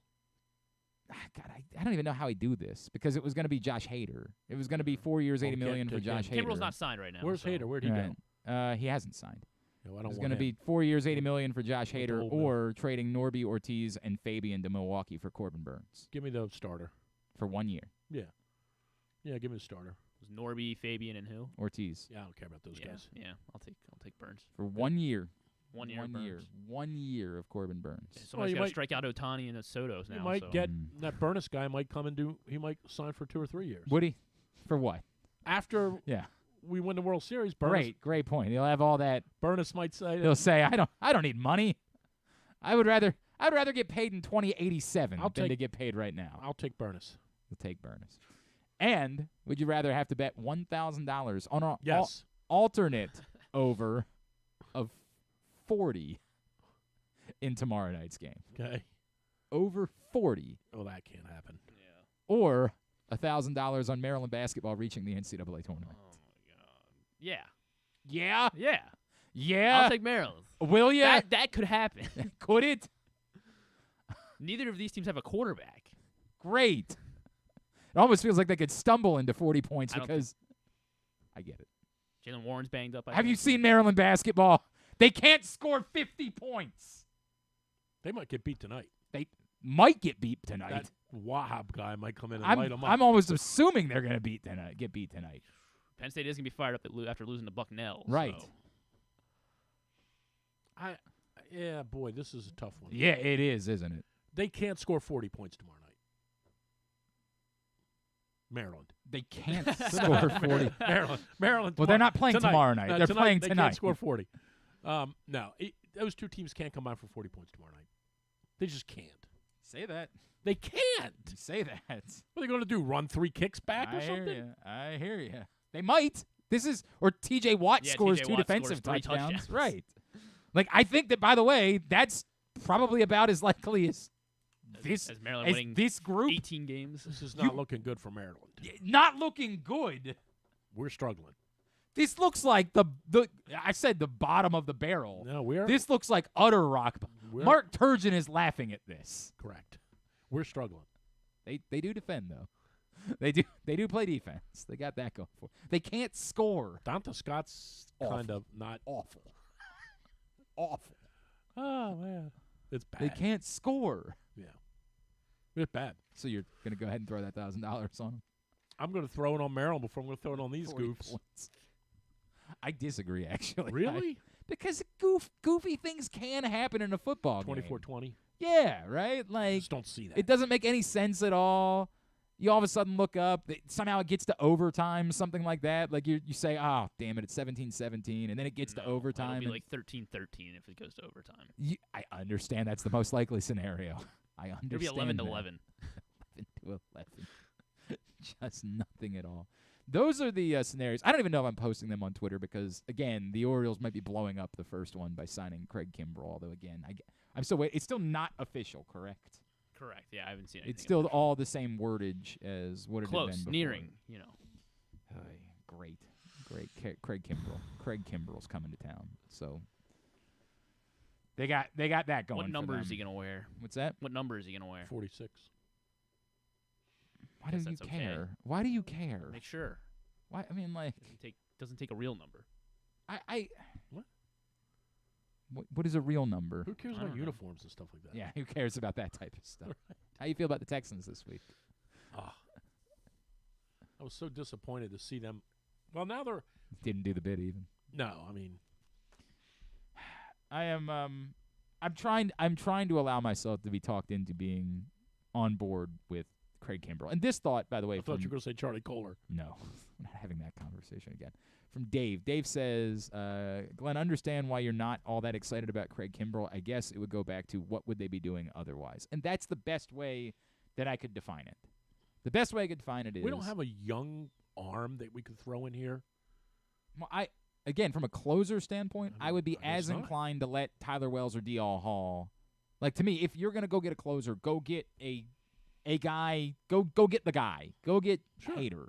Other than that, to me, I would have just gone and gotten arms and said, this is who it's going to be. Craig Kimbrell did pitch well last year. And so if you're willing to admit that he pitched well a year ago and try to be dismissive of the fact that a year earlier he was not as good, then You're going to feel good. There's also, there's a bizarro How old is world. he? 36? I think 35, but he'll be 36 in May. He'll be 36 eventually. Yeah, in May is when he's going to be 36. That's why I said that. Where's he from originally? California? I think he's from Alabama. He went to Wallace State Community College. Oh, the fighting Wallaces. You know where the replacements are from? No, I don't. Where are the replacements from? He's from Alabama. What do you think about them, historically? What's the song? I like that song. Alex Chilton? Yeah, what? Alex Chilton? What about him? That's the name of the song. That's the name of the song, is it? The replacement song is called Alex Chilton? Yes. It's not how it goes. Yeah. What's wrong with you? Can't hardly wait. Alex I remember that. Alex Chilton's the name of the song. I didn't know that was the name of the song. Yeah. They're from Minneapolis. You go, TC. TC, it's coming. Here you go. It's coming, TC. Why? I just try to figure out what just happened there.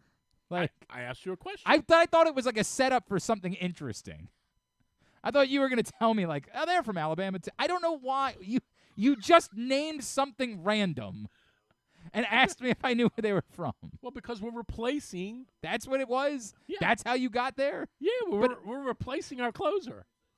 So I said, where are the replacements from? Don't you? I hate it.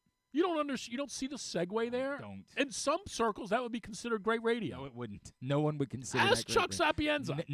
No. I'll pass. Ask him tonight when you're there. I'm not there We tonight. were talking about the Orioles. We got to air the Maryland-Penn State game tonight. We were talking about the Orioles replacing their closer, and I said to you, where are the replacements from? Name a better way to segue into that. This is good radio. No. Barstool would pay millions for this. No, they sure wouldn't. I'm not sure they pay millions. They're from Minneapolis. Thank you. Appreciate that. And the song is called Alex Chilton. I did not realize Ask that. Mike Jones. I don't know. We're going to talk about... All right. So sorry. Man, you get so aggravated on Wednesdays. I want to... I do, don't I? It's real weird how that works. The rest of the week, I'm fine. Then on Wednesdays... Something happens to you. Changes. I can't figure out what it is. Joining us now man. from The Athletic, this is tough. NFL writer extraordinaire. He is our friend Mike Jones, and he's back with us here on GCR. Mike, it's Glenn and Drew in Baltimore. It's always great to catch up. Thanks so much for taking a couple of minutes for us this morning. Hey, no problem. Thanks for having me.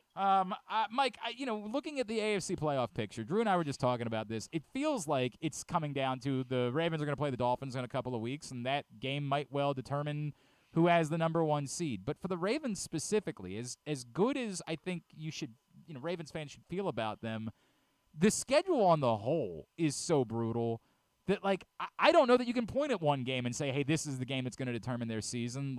They have to play their best football for 5 weeks to wrap up the year.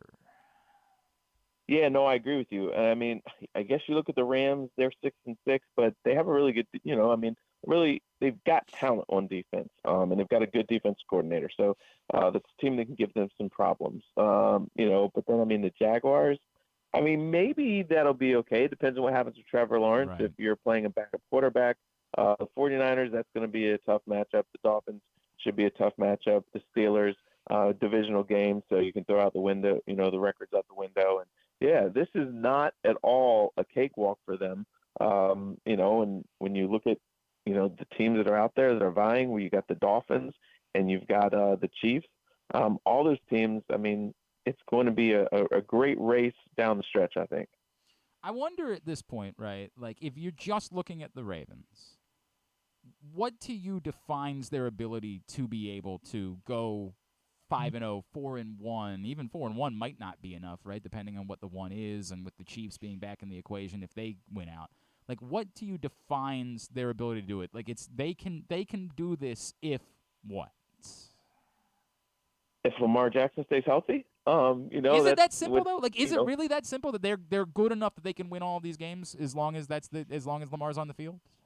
Their defense is, they've got a good defense, and he makes everything go with their offense. If he gets banged up, like we've seen the last couple of years down the stretch, then they have no shot. But if he's healthy, I think they have a chance.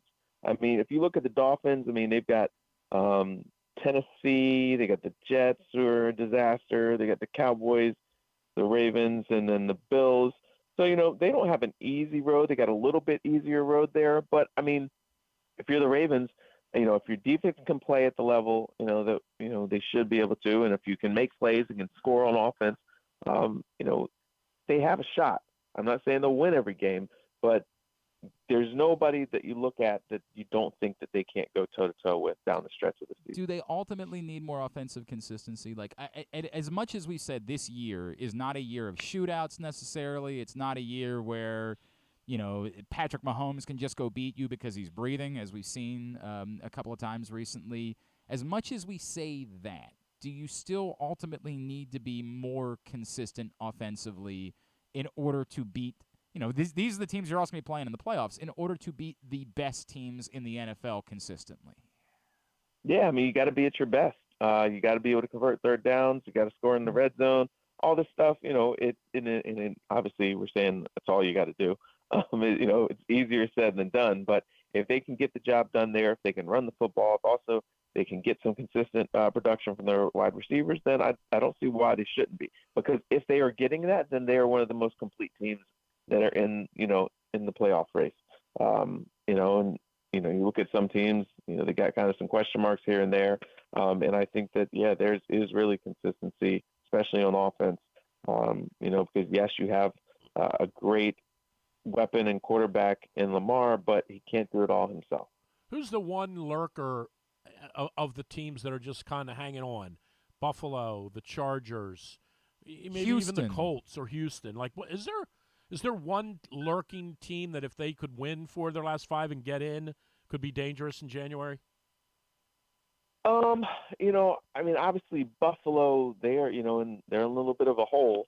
But the Bengals are playing with a backup quarterback now. The Broncos, I think they're going to come back down to earth.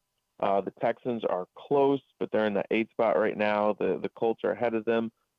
If Buffalo can go on a run, then that momentum could be big for them. But again, they're another team with the offensive consistency that you just know. And then, their defense is kind of, got some consistency issues as well. But when we started this whole season, we thought the Bills were going to be right up there at the top with a lot of teams. So if they can get on a roll and finish this thing strong, that's where they should be in the thick of things. And then if you're a higher seed team and you're drawing the Bills, that's going to kind of suck it away because it's a more talented team than what their seeding would suggest.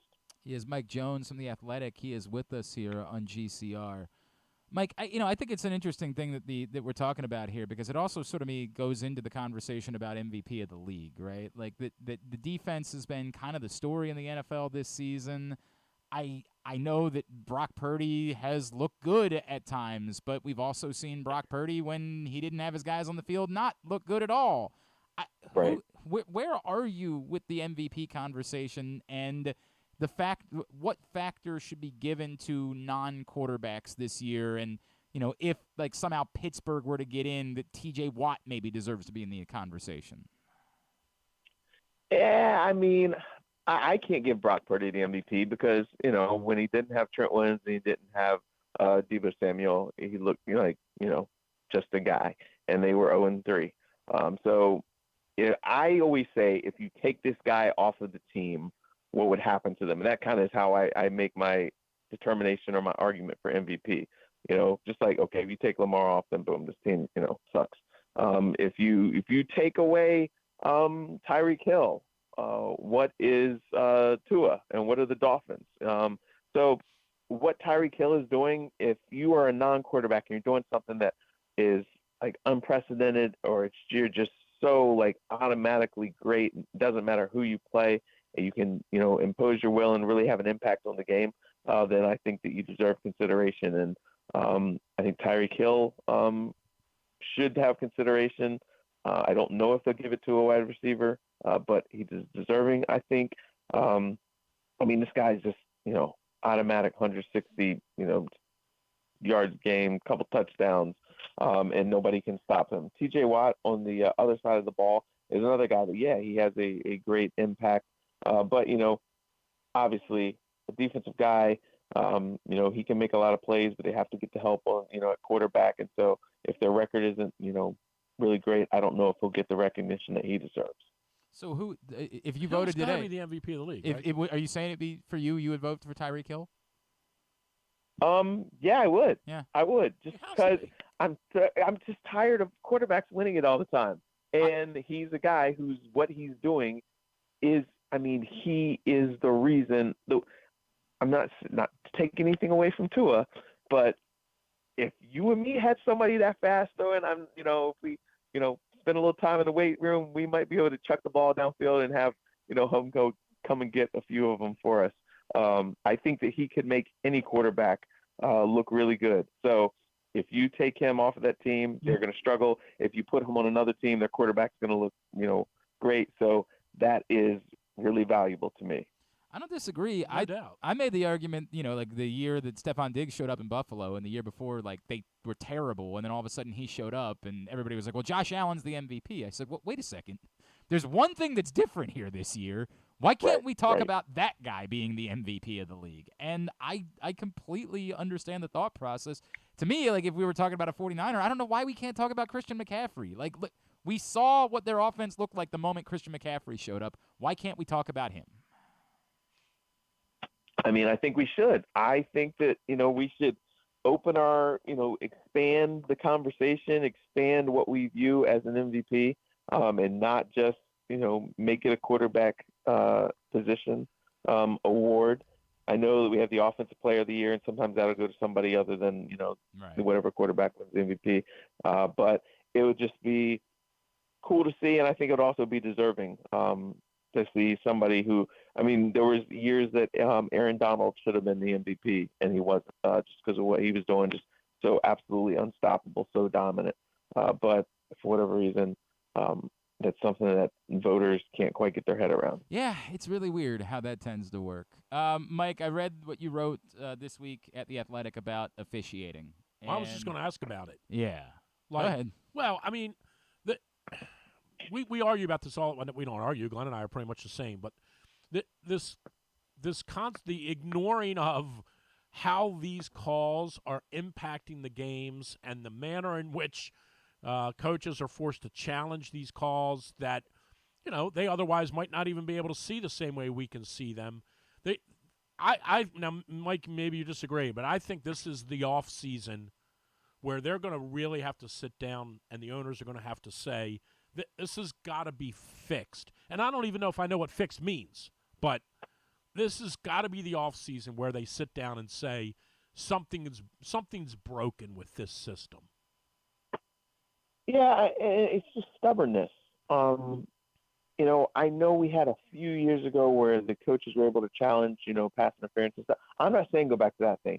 I think that the thing to do is take a page out of the book of the XFL where you have, a booth review person that after every play they have 25 seconds to be able to reverse it. So on that play where they said that that Valdez-Scantling got out of bounds when he clearly did not. He was being held up by the defender and kept from getting out of bounds.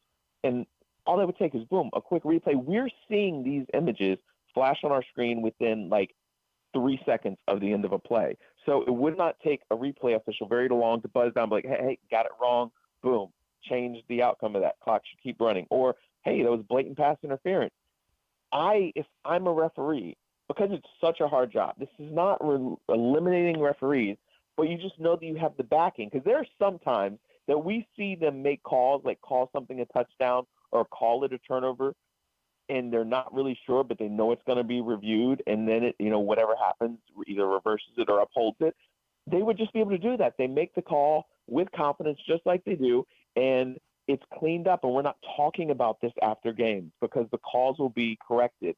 And I don't know why the NFL, the owners, are so adverse to doing something like that. They say they want to keep the flow of the game, but again, if we are seeing it very quickly, within seconds, almost in real time, there's no reason why you can't make those changes very quickly. And I think the players would be happy. I think coaches would be happy. And obviously the fans would be happy that the product would be better and we wouldn't be talking about referees.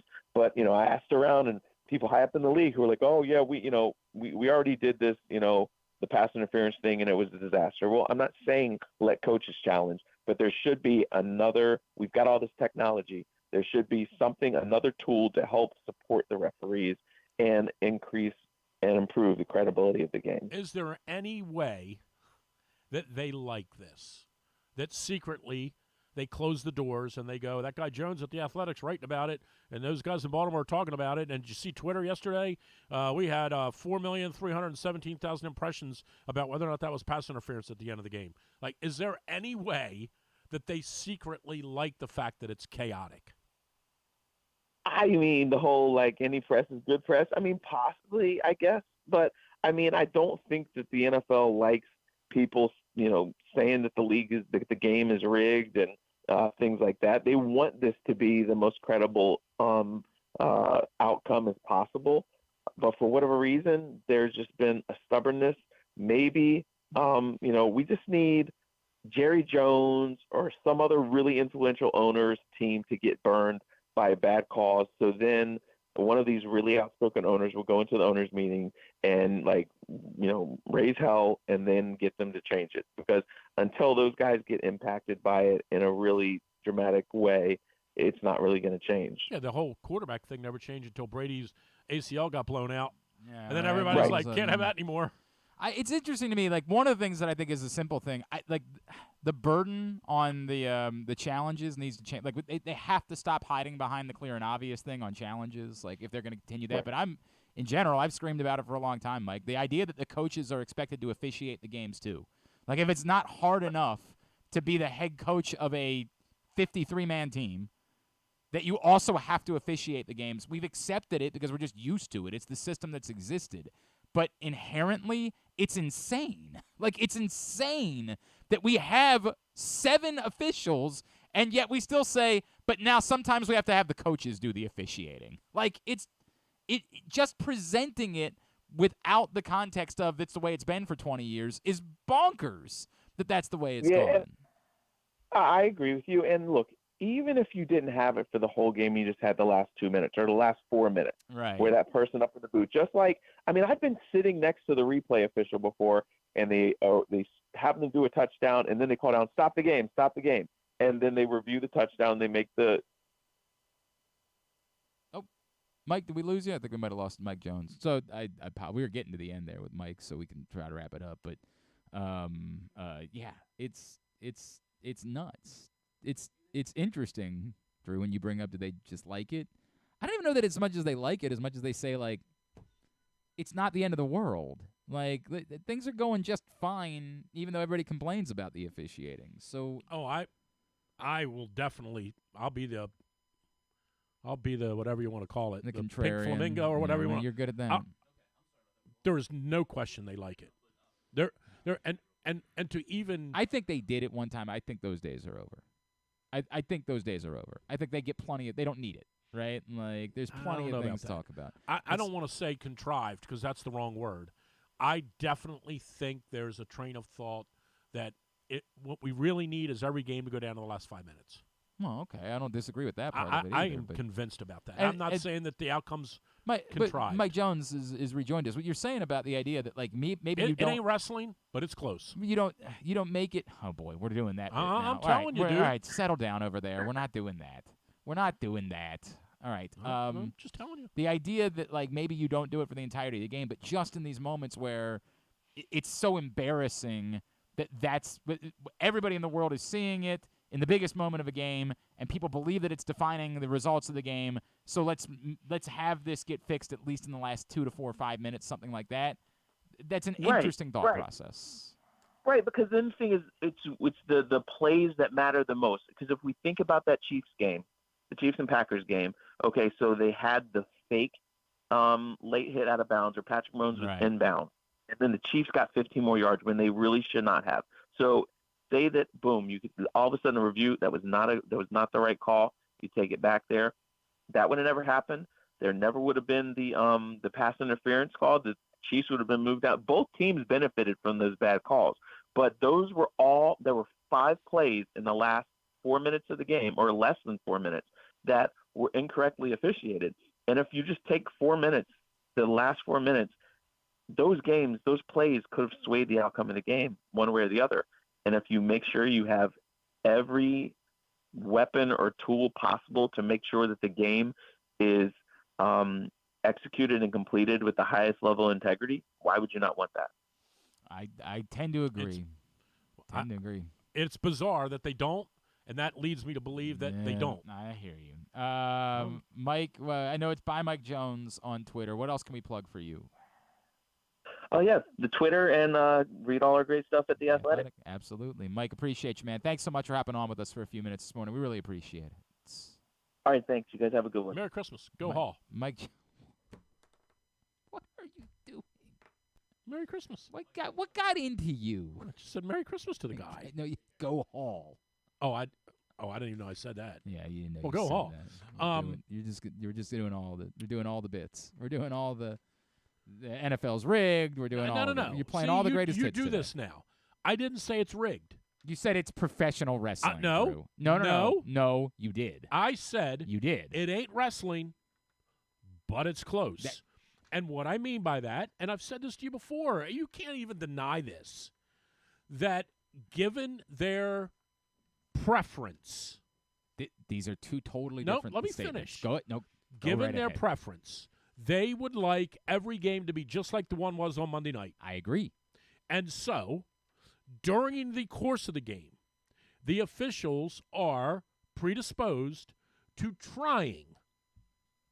Doesn't always work. Ravens beat the brakes off the Lions and the Seahawks. I don't agree with this, even a little bit. I don't a little bit agree I with don't it. know how you cannot agree with it based on what you've seen. Because then why do they choose? If that was true, why do they choose which games get to be blowouts and which ones don't? They don't. So they don't choose them. So what? The league says to the officials, if you can keep this thing tight. Drew, if that was ever the case, the amount of I think it is the case. The amount of money that there would be made by someone blowing that story by being the one to pull the lid off of it would be so outrageous. It's absurd that you're even going there. I don't think it's something that's written in stone. If anyone at any point has ever said anything similar to that, ever, it had occurred. The amount of money that someone would stand to make by selling that story would be overwhelming. No, I think what you should say is that TV show. In the moment, there are times where perhaps an official gets caught up in the emotion of the game and their call might be impacted by that is drastically different than a suggestion. I think you're being naive. If the NFL anywhere ever in the history of the game had said that to an official, that official would stand to make millions of dollars. If it could be proved. I think you're really being naive. Drew. I'm just telling you. I think it's very obvious to me throughout the course of the game that the officials are interested in making the game as close as it can be. I don't have the words. Okay. I just don't have the words. That's what I think. Yes, we're just going to do anything now. I don't know. We're just well, going then to what's say your anything. other explanation? That it's an extraordinarily difficult job to do. That there's 22 people on. Baseball doesn't get the calls right, and there's one thing that matters. Now there's 22 people on one field, and they can get the calls right. I think it's a very difficult game to officiate. There's no question about that. I also think it's a TV show unlike any other sport. As a TV show, sure, yes. 100% agreed. If there was an ounce of there is so much. I can't believe I'm doing this with you. You don't have to. Believe I'm doing this. Go ahead and go, Tony. It's past 11:37. Yeah, it could be the moment. You lost, Tony. Only slightly. I don't know what qualifies. You are very naive for being a kid that's been around a long time. No, it's not naivete. It's that there's Let's preview Ravens-Rams on Sunday. We're in trouble. Are we? Well, the I Rams think have so. Played really good football recently. I think so. By the way, we're going to have Project Game Day immediately follow. Rams. Slow down. Project Game Day immediately follows Ravens-Rams on Sunday. Come join us. Facebook.com/PressBoxSports. YouTube.com/PressBoxOnline. I might hop in with you. I think we're good. PressBoxOnline.com/Game Day. It's all brought to you by AJ Michaels, Superbook Sports, HelpMyGamblingProblem.org, myself, Rita, Femi Ion Bidejo, and the cast. You got an issue with Femi? Let's preview the Rams. Joining us now, Rams legend, part of their broadcast crew. He is DeMarco Farr, and he's with us this morning here on GCR. We're in trouble. DeMarco, it's Glenn. I apologize. My friend Drew Forrester is in studio with me this morning. I appreciate you taking the time for us. Thank you so don't much. apologize. No. I was laughing my butt off, and I will not stand for any Femi disrespect. That's my dude. He put in too much work. He's the best. Not going to happen. Love Femi. All right, let's get to it right away. How are we stopping these three receivers? You mean the Rams three receivers? Yes. Give us Puka Nacua, Cooper Kupp, Tutu Atwell. Yeah. How are we stopping them? Darrell Henderson. Throw him into the mix. Not Darrell Henderson. Not Darrell Henderson. Not Darrell Henderson. Well, throw him into that's a great question. How do you stop him? I hope there is no answer from my perspective, but Puka Nacua has been a revelation. 5th-round pick my butt. This dude can play. He's hungry. He's big. He's physical. He's fast. All we heard about was this 4.56. This is why he was in the 5th round. He don't look like it on the field. The dude runs like gangbusters. So I don't know how you stop it. I hope there is no answer. What? How do you explain it? Like, is it just that everybody missed it? Is it just that he is a particularly good fit? Okay. That's the best. McVay, Stafford. When you have a quarterback, and I asked him this on Monday during the coaches show. We do it every Monday. I said, McVay has been around the game his entire life. He is a football guy. So I said, as far as arm talent, just throwers of the football, where would you rank Matthew Stafford? He said near the top. Didn't even let me finish. So when you watch Stafford play and you watch what he can do with the football, how he can flip it out, any arm slot, any, platform, he can just deliver the football better than most. That's going to make receivers better. So if all you have to do as a young guy or any receiver is just focus on your route and catching the ball, the trust in your quarterback, it's going to be where it's supposed to be. It just makes you a better receiver. So Puka's that guy. The only thing that set him back was the fact that he didn't run fast enough. But when you turn on the film, he looks exactly the way he did in college. The same stuff you're seeing is the same stuff he used to do. So I'll put it on McVay. I'll put it on Matthew Stafford and Puka Nacua just being that hungry. There was a tweet that was going around this week from Jeremy Fowler of ESPN. It reads, the Rams in the last 3 games with Kyren Williams, Cooper Kupp, and Puka Nacua in the lineup together are averaging 33 points per game, 412.7 yards per game, and obviously have a 3-0 record. And it's something. Okay, don't tell them that. Don't tell them that. They're in Los Angeles. No, it's crazy. It's crazy because they're becoming stars. And being a star in St. Louis is different. Being a star in Baltimore is different. Being a star in Los Angeles is unreal. I mean, that's a lot for a youngster. And really, you haven't done much yet. You've had a great 2023, but there's more to this than just a small sample size. So the last thing you want is them getting a big head. But, yeah, I mean, they have been terrific to get. Kyren Williams has been the biggest surprise on this football team.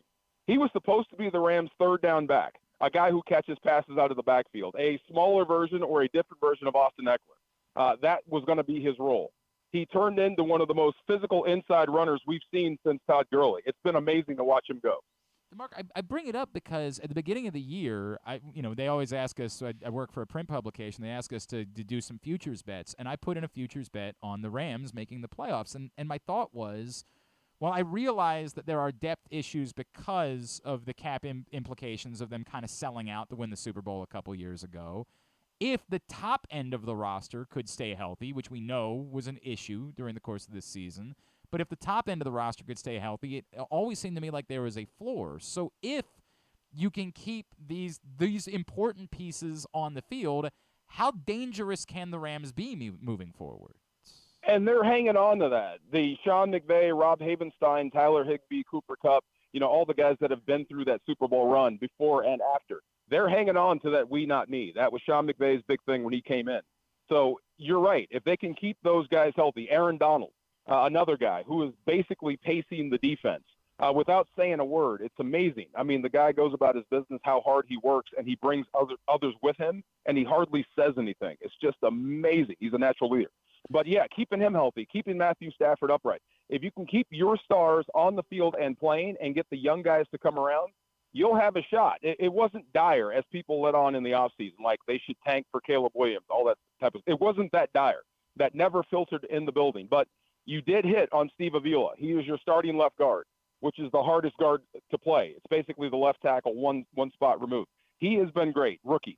Byron Young has come in, number 0, and you've got to be a baller when you wear number 0 at outside linebacker. He's the guy they handed the outside linebacker job to day one, and he's taken every single rep, hasn't come off the field. He's getting better. So they've hit on some young guys. They hit on Puka Nacua. They're getting more out of Tutu Atwell. So there were some things they had to work out. They worked in Alaric Jackson at left tackle, who was a free agent that they signed. He is your starting left tackle protecting Matthew Stafford. So they hit on all these areas, plus kept the stars healthy reasonably. You're getting Stafford back now, and now you're 6-6. So that was the plan. You had to draft and develop. 14 guys were drafted. 14 guys made the team. And I'd say 8 or 9 of those guys are making big contributions to right now. So the blank them picks era, it worked. This was a rebuild without saying it, and it's working so far. DeMarco, one of the things that's interesting, they do have a couple of wonky losses earlier in the year, but they've kind of started to turn it around. Now they also own the tiebreaker with the Seahawks, and their schedule, unlike kind of like the Ravens and the Bills, their schedule is a little easier here. If they can get by the Ravens on Sunday, and this is off the top of my head, they got the Commanders still, the Giants. I know they do have the 49ers at the end of the year. There's another winnable game in there. I think it was the Saints maybe. Yeah.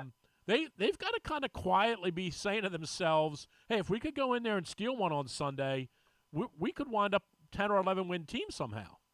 Hold on. Is this the radio trap? That's like, you look, there's $5 million behind this guy. That guy happens to be Aaron Donald. Wait, we got to get past Baltimore. Not that easy. Right. This is number one. Right. And some of those wonky losses you guys should be used to.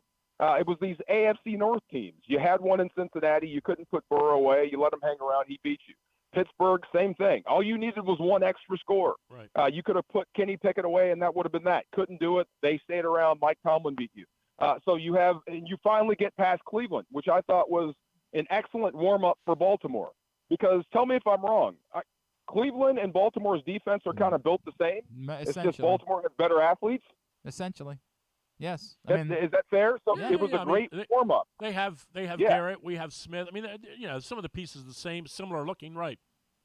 Yeah, and I think you have the best 2 linebackers in the league, so that's going to present issues. But Cleveland, they do the same things, fast guys that can run. So some of the same stuff will carry over from one week to the next. So that might negate the bye week. I mean, Baltimore's great, and they had a week off, but you're playing well into this football game. So we'll see what happens there. But yeah, there's an opportunity. And the Saints, you mentioned the Saints. That's always a weird game because of the history and what happened there in New Orleans. So they always play the Rams tough. So that's no gimme. But yeah, if you look at it from an outsider's perspective, you might say, yeah, you have a path to the playoffs, but you got to, first and foremost, you got to beat Baltimore. No easy task, and you got to go there to do it. DeMarco Farr, just another couple of minutes with him as we get ready for Ravens-Rams on Sunday in Baltimore. DeMarco, you touched on a little bit. Obviously, everyone knows Aaron Donald, right? But, this defense on the whole, it feels like they've had moments maybe this season where they played really well. It also sort of feels like they've been vulnerable at times. What should we expect beyond the presence of Aaron Donald from this Rams defense? Okay, I am a Raheem Morris honk. I really am. I've really enjoyed being around him, listening to him, coach his guys, go through halftime adjustments, all that. He's been my favorite coordinator since the Rams have moved back.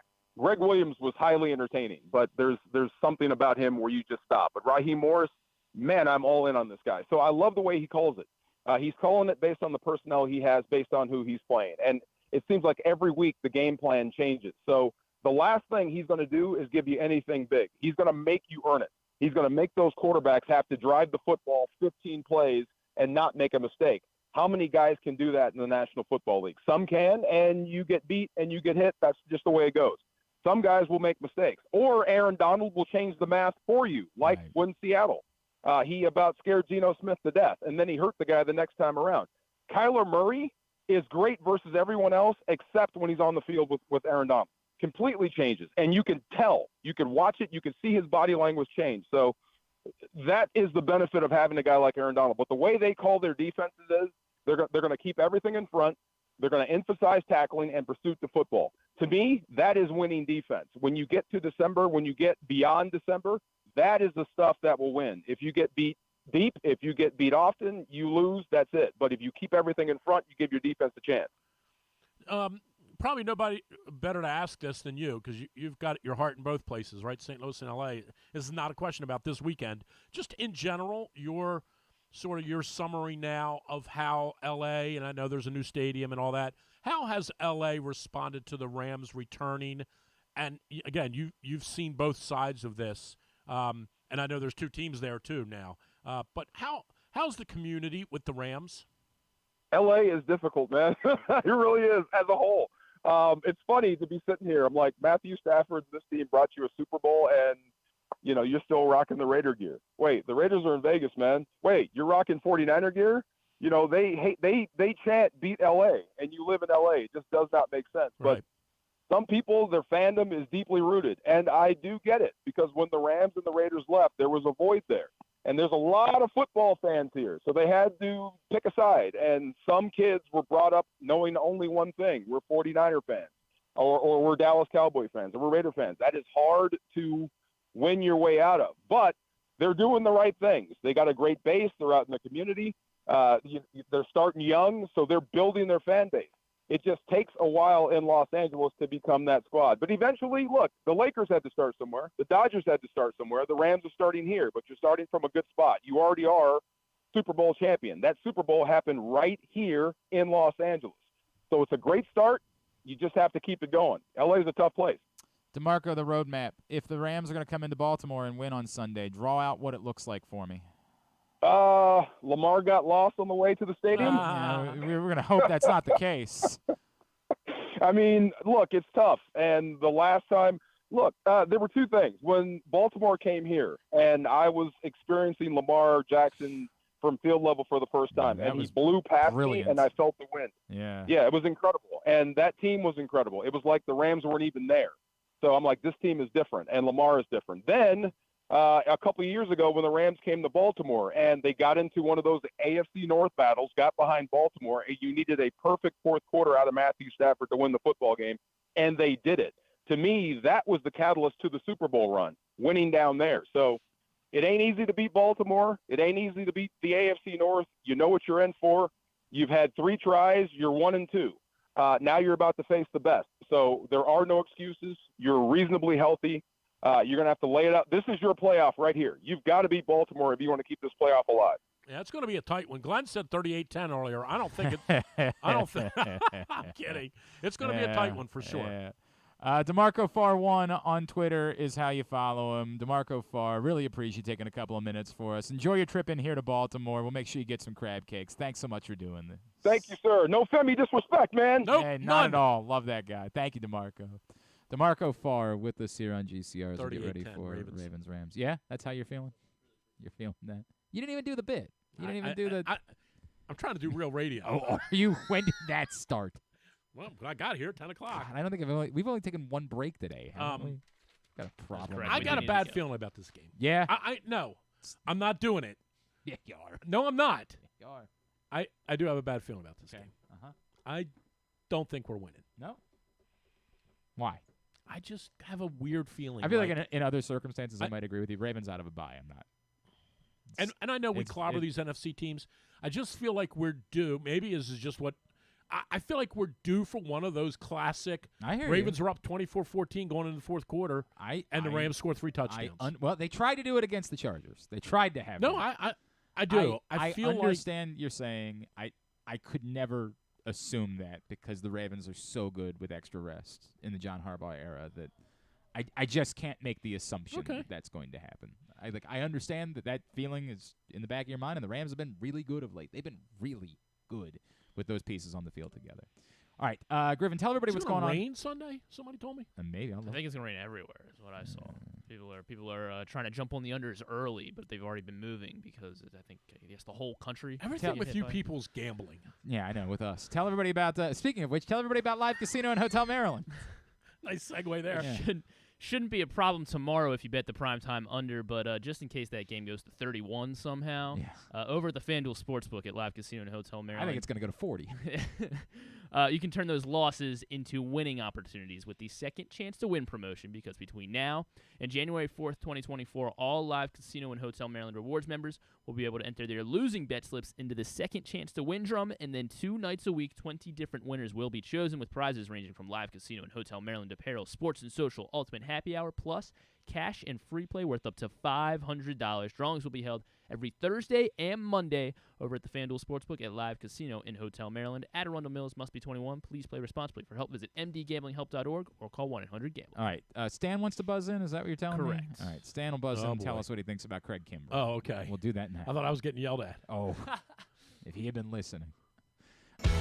Brace yourselves for an unparalleled game day experience at the new Green Turtle Bet Park Sportsbook in Canton and Towson. Experience the thrill of live, in-person betting with Baltimore's only state-of-the-art Vegas viewing TV experience. Choose between a person-to-person experience with their on-site tellers or the convenience of their self-bet kiosks to place your bets. Gather your betting buddies and head over to the Green Turtle Bet Park Sportsbooks today. Green Turtle Bet Park Sportsbooks in Towson and Canton, the ultimate destination for game day excitement, great food, and live in-person betting. Must be 21. Please play responsibly. Gambling problem? Go to mdgamblinghelp.org. The latest edition of Press Box is available now. On the cover, Todd Karpovich profiles the Orioles survivors: Anthony Santander, Austin Hayes, Cedric Mullins, and Ryan Mountcastle, who all came from the previous regime but stuck through tough times to be key pieces in guiding the franchise back to prominence. Also inside, we remember the iconic Brooks Robinson with tributes from Jim Henneman and myself, Stan the Fan Charles, and a trip down memory lane to remember the most significant moments of his career. Plus, we meet players from college basketball programs around the state. Pressbox is available for free at over 500 area locations, including 60 Royal Farm stores, and you can always find the entire edition, as well as the best daily coverage of the Orioles, Ravens, and Terps at PressBoxOnline.com.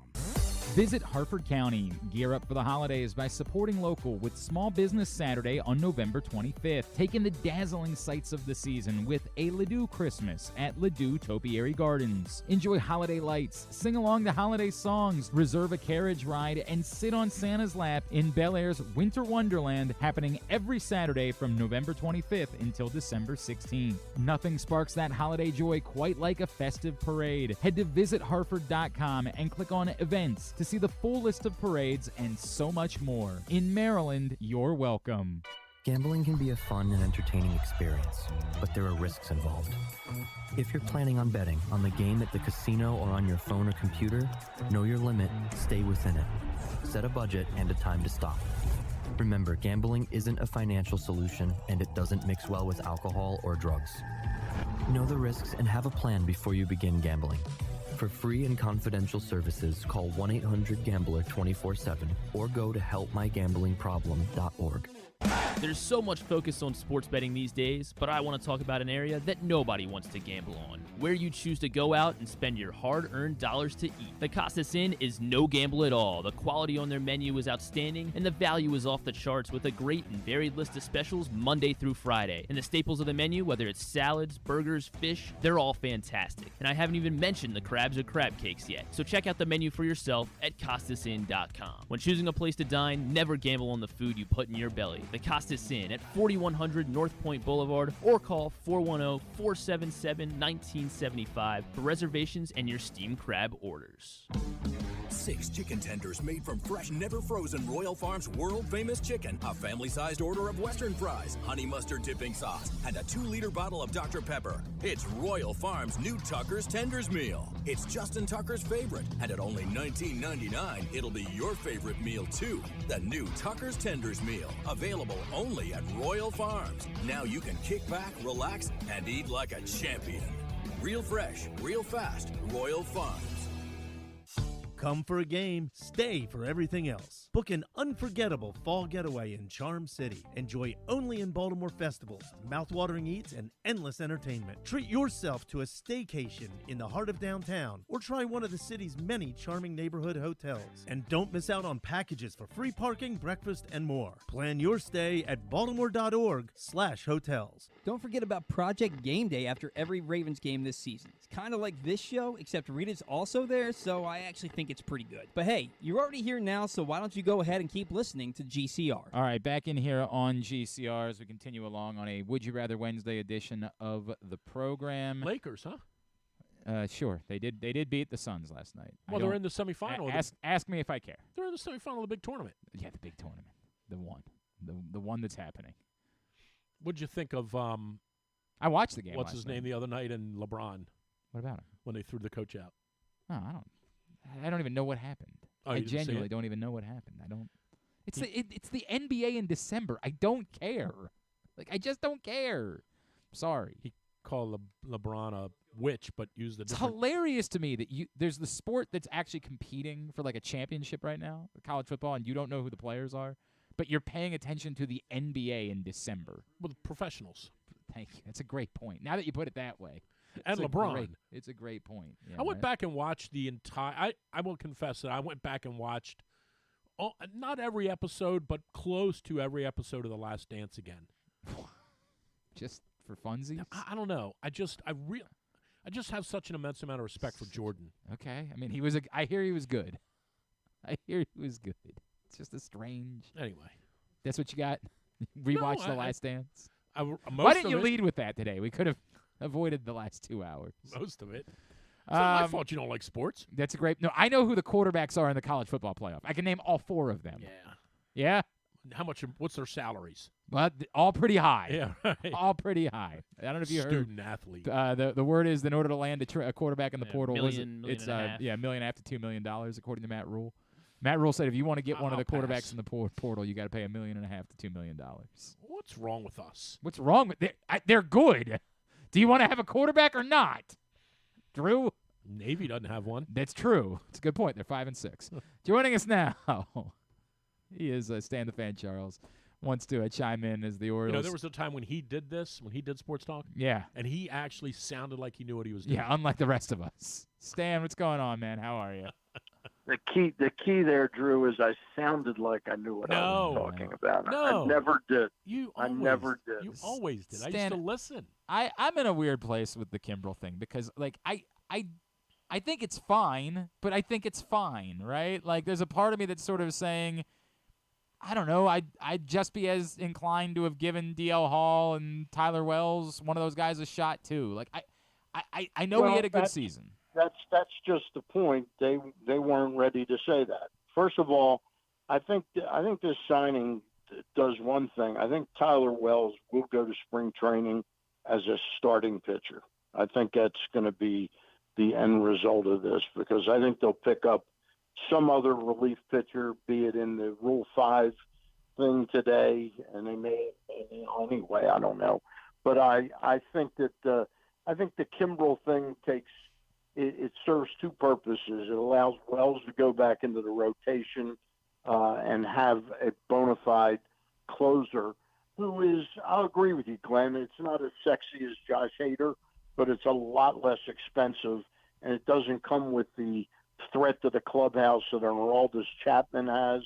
And I don't think they were going to get Robert Stevenson because I think he'll end up getting $40 million for 4 years somewhere else.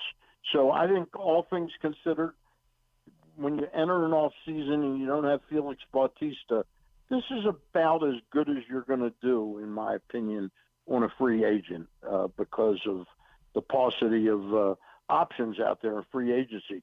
But I think what's coming clear, and the reason I wanted to jump on, I'm seeing, and again, I don't have Peter Gammons or Ken Rosenthal sitting here, but I read the tea leaves fairly well. I think this sets up pretty nicely for an Oriole-Marlin trade. And I look for the 2 sides to get together on a deal that might look something like this, say a Santander, Ortiz, and Urias for one of their starting pitchers, one of the 2 that they didn't want to give up going into the winter baseball meetings, which is Jesus Luzardo, who I absolutely love, and the other is Braxton Garrett, who I like a lot. So one of the 2 of those, and possibly Tanner Scott comes back to the Orioles or something like that. And I think it's worth keeping your eyes on. Well, on the Orioles and the Marlins. I think the Tanner Scott thing, totally makes sense. Yeah, I think. Like I think all. I mean, the book. I mean, I'm all on board for it if that's where they're going to go. I want to go back to Kimbrel for a second, Sting, because you just watch more baseball than I do, right? Yeah. How do we explain the disparity between the guy that was dreadful with the Cubs, was dreadful for a little bit of time that he was with the White Sox, and then the guy that showed up in Philadelphia last year and was really helpful? Like, how do we know which Craig Kimbrel is going to arrive in Baltimore? Well, I think you base your decision. That's one of the reasons he's not getting $17 or $18 million a year for 3 more years or something like that. He's got his eyes wide open as to what he presents right now, and I think this deal will end up being for like 8 or 9 for 1 year, but with his ability to maybe get 2 or 3 million more in incentives. I just trust the overall body of his work. We're not getting the primo Craig Kimbrel. We're getting the pretty darn good Craig Kimbrel, and I think again what it also allows you to do. He doesn't have to be the guy that gets 45 saves. He's a guy that has to get 25 out of 30, and then you still use Cano and Tanner Scott to get some saves, and maybe DL Hall. So I think it's a step in the way of building a really strong bullpen. And to me, going into spring training with a starting rotation that probably looks better than it did last year at the same time. Right. One of the things too about him, and this may not matter, right? 10 of his 14 years in the National League, so there isn't a lot of familiarity with him in the American League. I mean, I don't know. Does that matter? Does that help? I know interleague play now, everybody sees everybody, but he's primarily been a National League pitcher. But not as much. But players move around a lot more between the two leagues. I think it's a little bit. Remember that half season, Glenn, that you were talking about. If I recall correctly, he was absolutely. Tell me if I'm wrong. Wasn't he great with the White Sox that year? No. And then when he went to the Dodgers, he was awful. It was that half season with the White Sox is when he started that season with the Cubs and was really good to start the season. Then he went to the White Sox, and he was awful. Right. Yeah. I'm just going to sort of dismiss that as a blip on his radar. You're absolutely right. He had a 5.09 earned run average.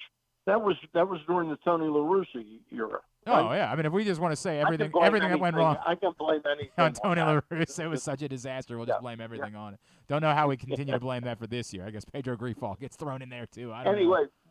Real quick, MLB trade rumors last night mentioned that the Marlins are really turning their attention to getting a shortstop so they can keep Jazz Chisholm out in center field, and they need a bat to replace Jorge Soler.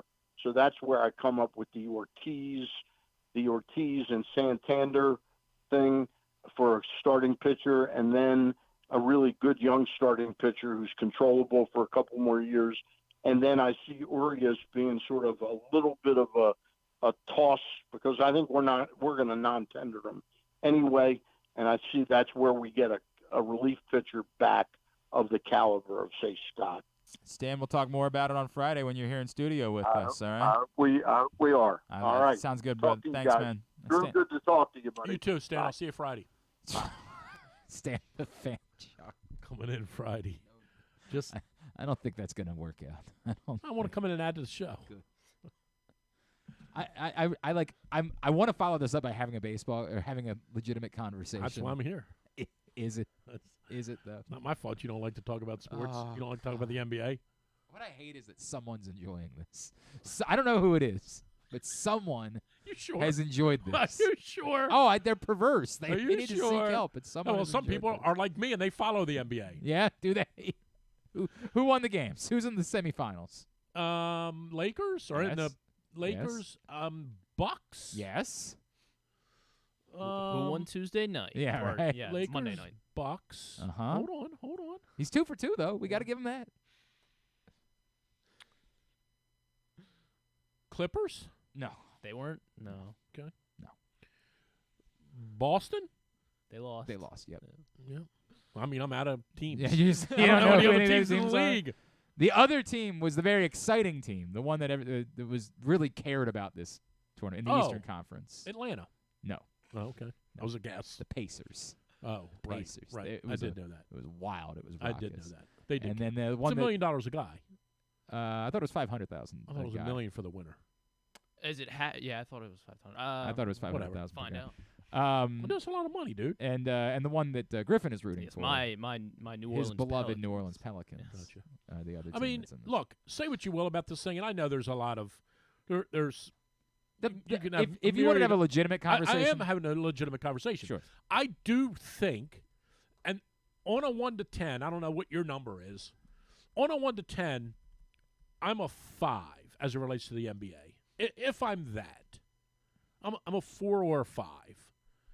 I will pay a little bit more attention in the spring, but then I got hockey. I'm a 5. This has, for this specific thing, I've been a 7 for this. You couldn't name the other two teams that were in the semifinals. That's got nothing to do with it. It does. I at least have followed it.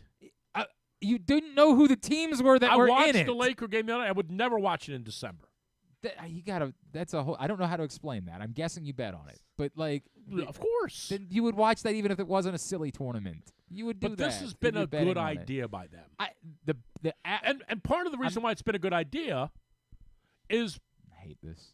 Here's why it's been a good idea. Let's take another break. Because it has addressed part of the biggest problem they have in the league. Mm-hmm. Let's be honest. Mm-hmm. The players only try about 40% of the time. Right. So again, I'm going to attempt to say no, but that's the truth. It is the truth. You know it. I don't know if it's 40. I don't know if it's 40. It's close. I don't know if it's 40. Go down there to D.C. on January the 13th on a Wednesday night. They don't have any players to begin with. How could their players try? Go down there on a Wednesday night in January or flip on NBA TV on a Wednesday night in January with 9 minutes left in the game. The score is 98-67. So I want to two things. The first being the best way to describe this thing is that as long as no one gets hurt, nobody's gotten hurt by it, right? Like that's the best way to describe this is to say. Well, they're playing basketball games. Understood. The best way to describe it. They still count.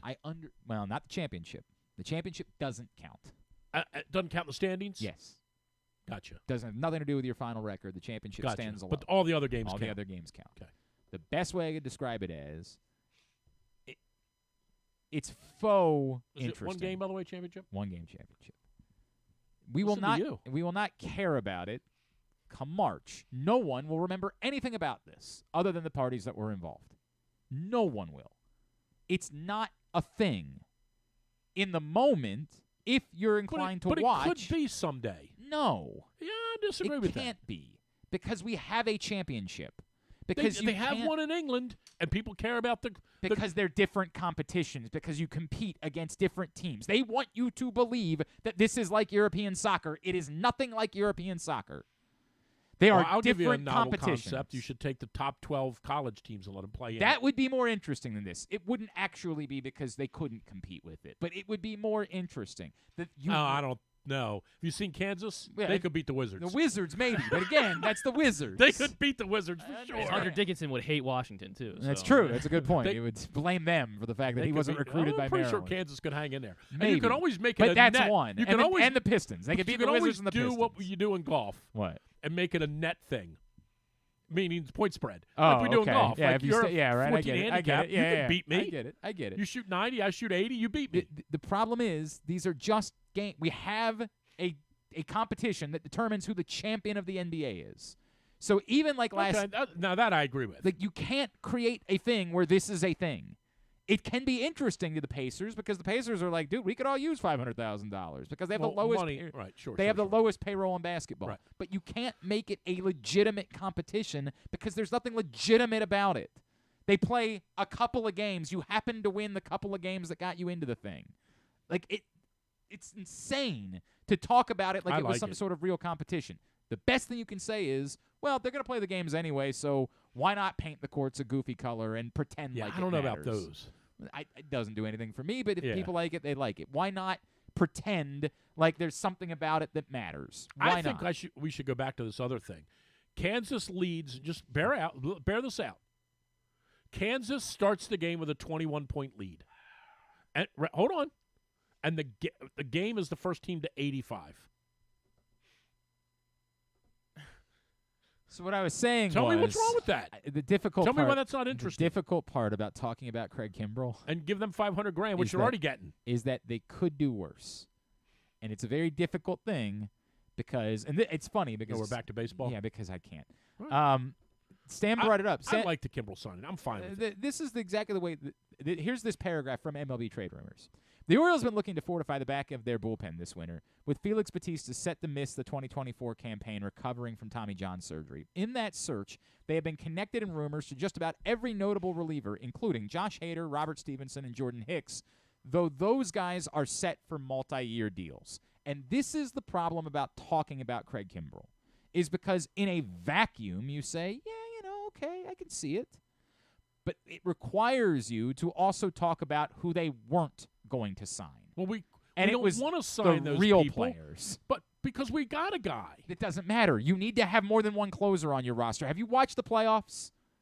It's the reason why we were screaming about Josh Hader before Felix Bautista got hurt. You have to have multiple high-leverage relievers on your team in the postseason. Okay, but high-leverage and closers are different. Again, this goes back, you're waiting in the minutia of this guy might not come here if you couldn't promise him that he was going to be the ninth inning guy in 2025. And that, by the way, is a factor. And I'm not debating that it's a factor. Perhaps if you talk to Josh Hader and he said to you, I'm only going to sign in Baltimore if you guarantee me that you'll be the closer in 2025, then he wouldn't do that because the Orioles wouldn't do that. That's possible. Although making plans around Felix Bautista coming off of a major injury is also concerning. So there's a lot of layers to this. But, for example, I don't think that Robert Stevenson was looking for that. And Josh Hader has already taken jobs where he wasn't the closer in certain spots. You know what I'm going to say about him.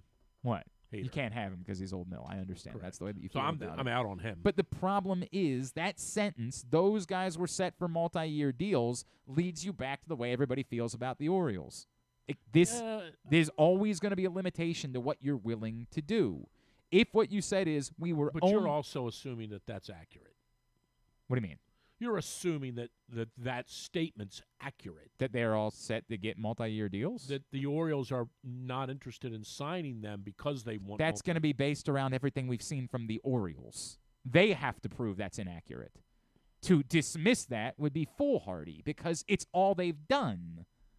In what world could you operate with the idea? all the teams. Yes, exactly what it is. I hate all the teams. What's your take on the lease thing? I got to go. What's your take on the lease thing? We got to stop using the word deadline. There's no deadline. We got to stop pretending like there's a deadline.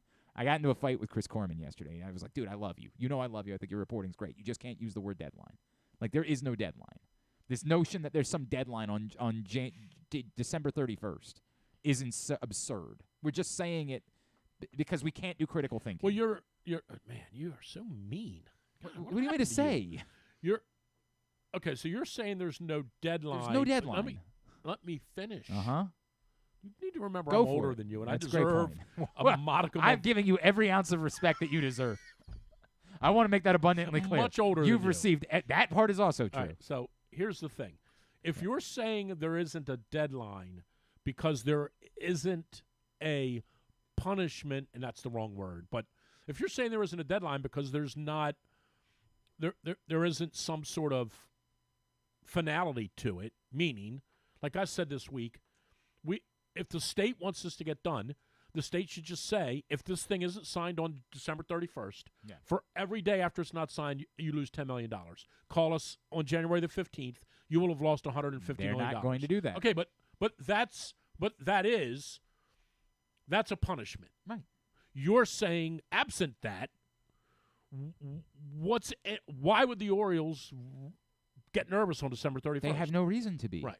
Okay, and I would buy that. And Michael Friends confirmed exactly what the funny thing is, I said this yesterday morning. Everybody's like, what are you talking about? Michael Friends said the exact same word. We're not kicking them out. It doesn't work. I would buy that. I mean, I'm saying, though, but what I am saying is the opposite. And that is, so I'm not saying the opposite of you. I'm saying the opposite is, if we had any balls at all, we would say to them, this is the best deal you're getting from us. But they can't do that. Of course they can do it. No, they can't. You're wrong. Because that allows Major League Baseball. Major League Baseball right now will not allow the Orioles to move. because Of course they're not moving. Stop. Listen to me. Major League Baseball won't allow the Orioles to move because you don't move away from $600 million in free money. But the moment that you try to get leverage by saying we're taking that money away is the moment that Major League Baseball then goes back to you and says, you know what's really funny about that is that this city is willing to offer us $600 million instead. Totally disagree with you. Disagree with me all you want. Totally disagree with you. But that's why we do this. They can't. The state is up against it. They have to offer $600 million in free money. Because I understand that. And the Orioles haven't taken it. They can't. The Ravens did. The Orioles did. They can't take it off the table. They can't do that. Okay. Well, then what they say to the Orioles is, you're not getting a penny more. Well, I think they've been trying to say that. Okay, so that's where we are. And that's where we are because there's no so no we'll just one keep has doing this. That's the problem. The part of what's the issue when people say what's the holdup? The part we that's all know what the holdup is. Well, it's These part people that. are morons. Wait a second. It's part that. Which people? The Orioles. People? Okay. You explain to me. I mean, come on. You can feel however you want to feel, and I don't disagree with you inherently, but tell me how this works, because the reporting is an agreement was put in place that was approved by the Maryland Stadium Authority, and then the state changed it. Right. So tell me But how that part of it is the fault of the Orioles. But I would say that it changed. Again, some of this is dependent. I have no problem saying they changed it because it was a bad deal, but they agreed to it. That part we can't shake. Or they changed it because it didn't get signed. Meaning, they announced it. They knew it wasn't signed. Well, that's what I can't. I keep coming back to that whole. I wrote about this yesterday. Like, tell us someone, governor's office, stadium authority, or Orioles, someone tell us what happened between the time you flashed that on the board and now. The reporting would say that the state changed the deal. That's all the reporting we have. To what? We're not giving you what we told you we were going to give you for you to develop. We told you we were giving you development rights of the immediate area around the immediate area. I've heard that not with the part that they wanted, not the lots between the stadiums. The one to the left, the H lot. Essentially. That's the one I heard was the big sticking point. Correct. Right. And in the agreement, again, according to the reporting that has been done about this, that was a done deal that everybody had agreed upon, okay. And then the state said no. So we can keep, and trust me, I understand all of our feelings towards John Angelos. I understand all of our feelings towards the decision-making the Orioles have done. But how are we blaming him or them for that? I had always heard that the Lot H argument I had always heard that was not part of the deal. But that's just what I had heard from someone. I mean, if again, the Orioles wanted it to be. I'm trusting multiple reports from the Banner, the Sun, everybody involved is saying that the MOU, and in fact, when it was reported then, it included that they had given them that immediacy. Not what the Orioles asked for, not for all of the parking lots, but for the immediate area. Okay, they had given them that. Lot H is immediate. It's right there. It's right. Theirs. But it also is the Ravens. I understand that. That lot is used by both of them. I understand all of that. And the Orioles, because it's what they do, said, well, we want that. But that apparently the state said that too. Do you think, let me ask you this, and then we got to go because it's late. Really? Well, I'm not getting paid for this. Yeah, I mean, I don't think. Got a lot of thoughts. Got a lot of thoughts. Do you think the Orioles deserve more because they play 81 games there than the Ravens? It's a really interesting question. The answer is yes. There's no way around it. The answer is yes. It has to be that way. Now, what that line is impossible to define. The answer has to be yes. You can't give the exact same amount. It'd be bad business for something that gets you 8 dates, 10 dates, whatever you want to call it, versus something that gets you 13 80. If you factor in a couple concerts and soccer the games. The absolute most but whatever. Is right. 13. Whatever you want to say. You 12. You couldn't 13. operate that way of doing everything the exact same way. But where the line is between the two, that's far more difficult to try to figure out. It's far more difficult to try to figure out exactly what you can give the Orioles versus what you can So the give. interesting thing is this is part of the nature of unintended consequences when you have stadiums configured next to one another. Correct. Like if the Ravens were in Timonium Right. and the Orioles were None downtown, of this is a problem. wouldn't Exactly have this right. issue. None of this is a problem. I get it. And it's why, again, it's why more and more you're seeing baseball stadiums downtown and football stadiums not. Mhm. Because football teams need parking lots because they want tailgating. Mhm. Baseball teams say take public transportation. Do whatever you got to do in order to get to the games. There's no parking lots around Yankee Stadium. Right. There's no parking lots around Fenway A couple Park. good bars. Yeah, we found that out. You can get yourself a $10 Red Stripe if you'd like. Yep. You don't the parking lots at Fenway Park. It's not the way it works. Right. Baseball stadiums are downtown. Football stadiums are in areas where you have more space. Now I get they figured out a way to kind of make it work in Philadelphia, where they just said we're going to have an overwhelming amount of parking and share the space with the two teams. It's not as if there are no places. And in fairness, they don't have the – I don't even want to know what you want to call the history with this ownership group. They don't have the friction-filled history. Yeah, I hear you. Look, when all else fails, just blame the Orioles. It's exactly the way that we do things. All right. I would ask you what you want to plug, but I don't want you to plug it. DrewsMorningDish.com. Oh, anybody in the immediate area wants to come to our live nativity for IHM on Saturday. There you go. What time is it? 5:30 and 6:30, hot chocolate and cookies. We're doing a live nativity. It's lovely. At IHM. All the students this Saturday. All the students are. Somebody saying something about rain. It's not going to rain Saturday, is it? I haven't looked. Rain. I haven't looked. We got a live nativity. Yeah, I would think that you have the big guy on your side. I would think that That'll not be raining Saturday. he would understand.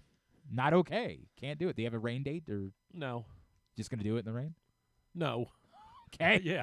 We'll do it in the rain. Just yes. I mean, we would do it in the rain, Right. but not if it's like pouring. Okay. All right. Very good. Quickly, sign up for the bowl pick'em, please. Yes, please. I need you to mention that in Drew's Morning's I'll Dish take tomorrow. Maryland over Auburn. Thank you. I think we're going to do great. By the way, I actually did pick Maryland overall. Yeah, I think we're beating them. I don't know about that, but I picked Have you seen it? We got a pretty good team. the guys that are left. And tonight, I got a good feeling about Yeah, that. yeah, old Penn State. Also, I mentioned it at GlennClarkRadio.com. I need you guys to block off Monday, December 18th. That night, we got busy week that week. I don't care. We've got an event. We'll be announcing details in the next couple of days. Monday, December 18th. block the night off. Block the night off. All right? And we need you to go right now and go purchase some deodorant, some toothpaste, something like that.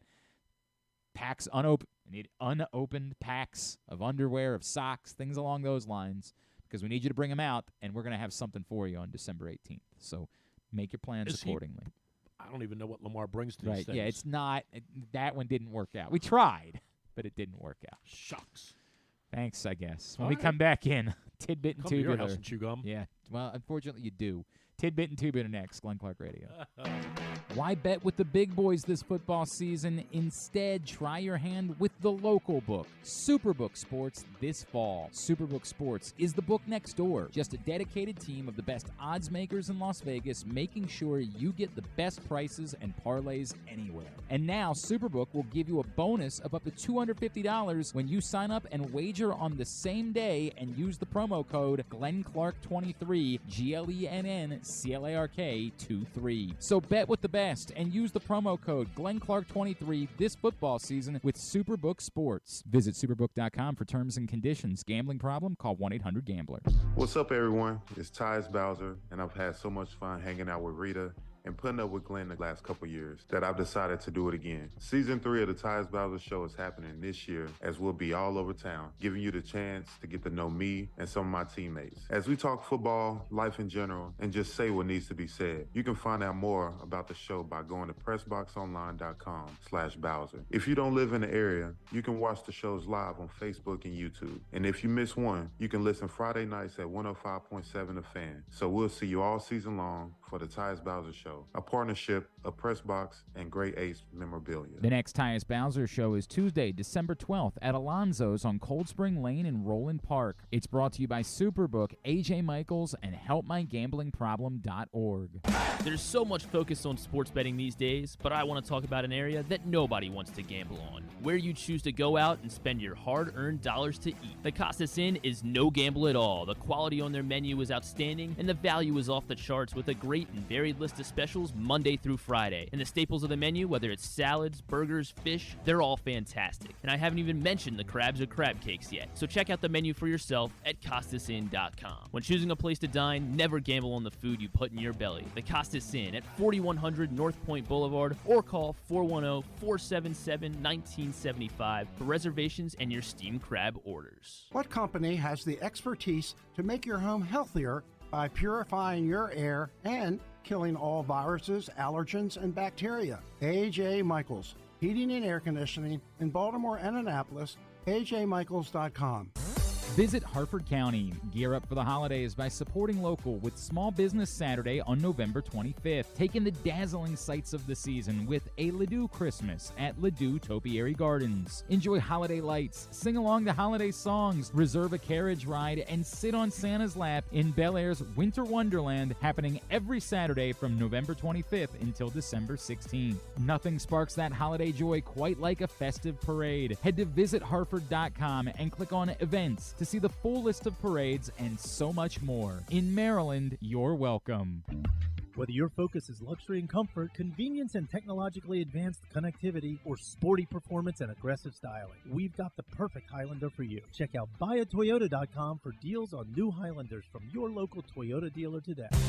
Hey Ravens fans, looking for the perfect new game day brew? Get a Guilford, Baltimore's finest craft beer during the next home game at the bank. That's not all. Gather your flock next home game and check out Guilford Hall Brewery's brand new bar, the Gilly Nest, located near Section 505. No tickets? No problem. Enjoy all Ravens games all season long at our restaurant and brewery in Station North. Guilford Hall Brewery, European tradition, Baltimore charm. Sure, Glenn may be in his 40s now, but he looks just as good as he ever has, and he's still as sharp as he ever was. And I say both those things without even a shred of irony. Find out for yourself right now by watching the show at facebook.com/PressBoxSports or youtube.com/PressBoxOnline. I don't even know what happened. I'm just, my head hurts. I can't do it. What the hell just happened for the last 2.5 hours? I would say I'm sorry, but I think some of you like the chaos. I hate it. I think you're right. I hate it. Yeah. Griffin, you want to tell everybody about the Green Turtle? Yeah, again, get over. This one, it's not even going to be a problem. You're not even going to sweat this one if you bet the under tomorrow on the primetime under, because over at the Green Turtle, every Thursday, they're giving you a free $10 bet at the new Turtle Sportsbooks in Towson and Canton. So stop by, get your free $10 bet, watch the game, and enjoy some great Green Turtle food. Maybe not so great football, at least not tomorrow night.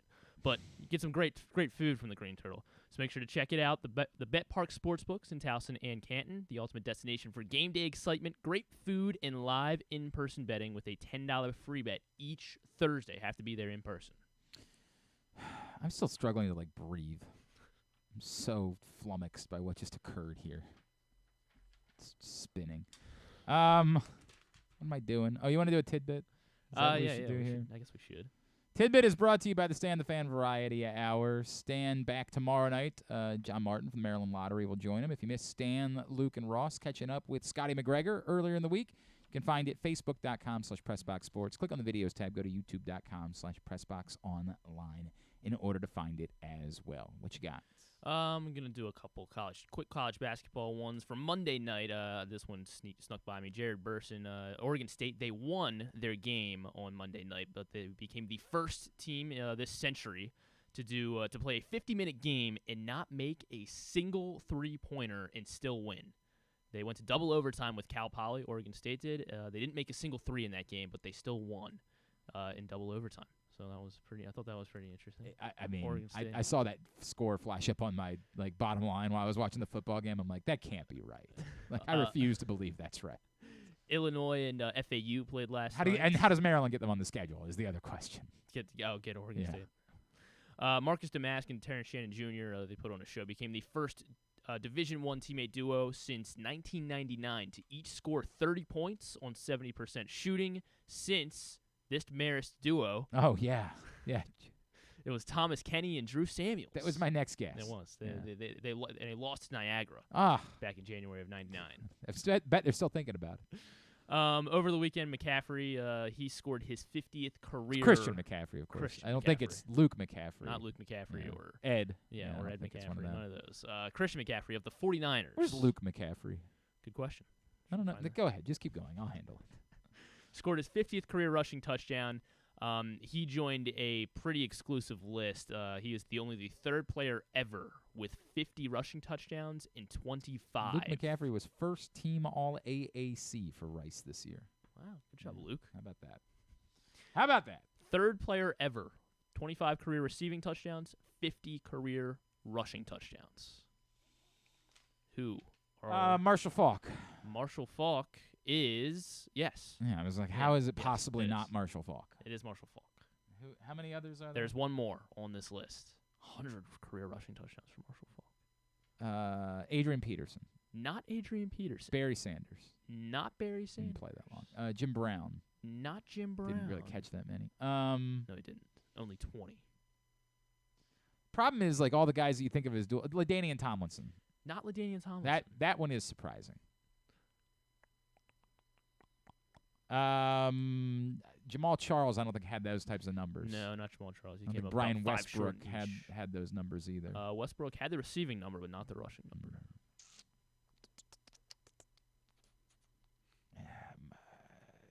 Curtis Martin. Not Curtis Martin. Marcus Allen. Not Marcus Allen. In terms of, you're getting warmer in terms of era. In terms of era. Yeah. Era. Edgerrin James? Not Edgerrin James. Son Jizzle James, Cincinnati. Every time you mention him, I'm going to have to mention his son Jizzle. You love that. Getting warmer in terms of era. So 90s. Sorry. No. And I know the answer to this. Wait, what are the numbers? 50 rushing, 25 receiving touchdowns. Never mind. I meant because I know that. Okay, here's a number because I gave this to you. Time. I know that Lenny Moore had 40 and 40. Did Lenny finish with 50? He did. Okay, Lenny Moore is the other player. I should have started with that because we knew that Lenny was the only one that ever had 40 and 40. Lenny, McCaffrey, and Falk. All right, it's a heck of a group. Yeah, very impressive. Tidbit was also brought to you by. The print issue of Press Box, which is available still for another couple of days anyway. Like one more week left on this one before the best of issue hits stand. So go get it before it's gone. And then, yes, it will make way for our annual best of issue featuring our Mo Gabba Sports Person of the Year. Tubular is brought to you by your local Toyota dealer and buyatoyota.com. The Toyota Tacoma comes in a range of models and trim lines, so you can choose the perfect Tacoma to reflect your unique personality and driving habits. Check out buyatoyota.com for deals on new Tacomas from your local Toyota dealer today. Busy night of hoops, Big Ten Network, Penn State, Maryland at 7. Monumental 2 for UMass and Towson at 7. Loyola LaSalle, 6:30 on ESPN+. Wagner, Coppin State at 7 on ESPN+. UMES is also at NC State at 7 on ESPN+. And Morgan hosts UMBC at 6 o'clock, morganstatebears.com if you can't make it over to Hill Fieldhouse. Big Ten hoops tonight. Nebraska, Minnesota, 9 o'clock on Big Ten Network. ACC Network for Rutgers and Wake Forest at 6. Some other big games tonight. South Carolina, Clemson at 8 on ACC Network. Memphis, VCU at 7 on ESPNU. ESPN2 for the Backyard Brawl. Pitt and West Virginia at 9. Fox Sports 1, Texas Marquette at 8. SMU, Arizona State at 10. CBS Sports Network has UNLV Dayton at 9. Monumental, Sixers, Wizards at 7. ESPN, Spurs, T-Wolves at 7:30. Nuggets, Clippers at 10. TNT's got Stars, Panthers at 7. Hurricanes, Oilers at 9:30. USA for Fulham and Nottingham Forest at 2:30. And TBS for AEW Dynamite at 8. Anything non-sports-wise? A couple things tonight, a couple finales. Of course, Survivor, not the finale of Survivor, but Survivor at 8 on CBS. It is the season finale of Dancing with the Stars on ABC. It is also the season 1 finale of the Squid Game reality show, The Challenge, on Netflix. And I have not watched it at all. Not even a little bit. Apparently people like it. A lot of people like it. It is the season 2 finale. I said this about Squid Game. I was done with it afterwards. Like I watched it, and then I did not need any more, like at all. And I get like this is they're not actually killing anybody in this game. I understand that. Well, maybe it's the finale. Who knows? I understand that, but like I just think I'm Squid Gamed out. Like I was very angry when they set up a second season at the end of the first season. I'm like I'm done. I don't want any more of this. Season 2 finale of The Santa Clauses on Disney Plus. You can't miss that. Jay Balvin will be on Fallon tonight, and on Apple TV, a documentary series, John Lennon, Murder Without a Trial. They're diving into that. Okay, if you say on so. Apple TV. All right, very good. Tubular has also been brought to you by Superbook. Again, use the code GlennClark23 when you sign up at Superbook. Receive up to $250 in a same-day first bet match, win or lose. Superbook.com or the Superbook app. Thanks, I guess, to Drew. Thanks also to – I didn't really post Would You Rather Win. It kind of got screwed up because of the Kimbrel thing with one being the it's what it is, man. Like, if you want it, find it on Facebook, and I will still give somebody away a T-shirt, I guess. But thanks to Birdland Sports. Yeah, that's – I don't have anything else to say about it. It's what it is. Thanks to Drew, sure. Thanks to DeMarco Farr. Thanks to Mike Jones. We'll get it all up in the greatest hits section of the Oh, my God, it's so good. tab at GlennClarkRadio.com. Tomorrow on the program, we'll make our picks with KZ. Max Starks is going to join us. Max Starks, the former Steeler. Yeah, don't like that. But he's on the call for ESPN Radio Sunday for Ravens-Rams and stuff and things. And Rick Neuheisel. Rick Neuheisel is going to join us to preview Army-Navy. Former Ravens offensive coordinator, CBS college football analyst Rick Neuheisel will join the program tomorrow as well. Thanks to everybody at PressBox, all of our great sponsors and partners, including Live Casino and Hotel Maryland, Mother's North Grill, A.J. Michaels, Guilford Hall Brewery, Royal Farms, Costas Inn, Superbook Sports, Harford County, your local Toyota dealer, buyatoyota.com. Thanks to Griffin at Griffin_Bass. Follow us, Twitter, Instagram, and TikTok, at Glenn Clark Radio. Have a great Wednesday evening. Go Maryland, go Towson, go Morgan or UMBC, Loyola, Coppin, Duke sucks.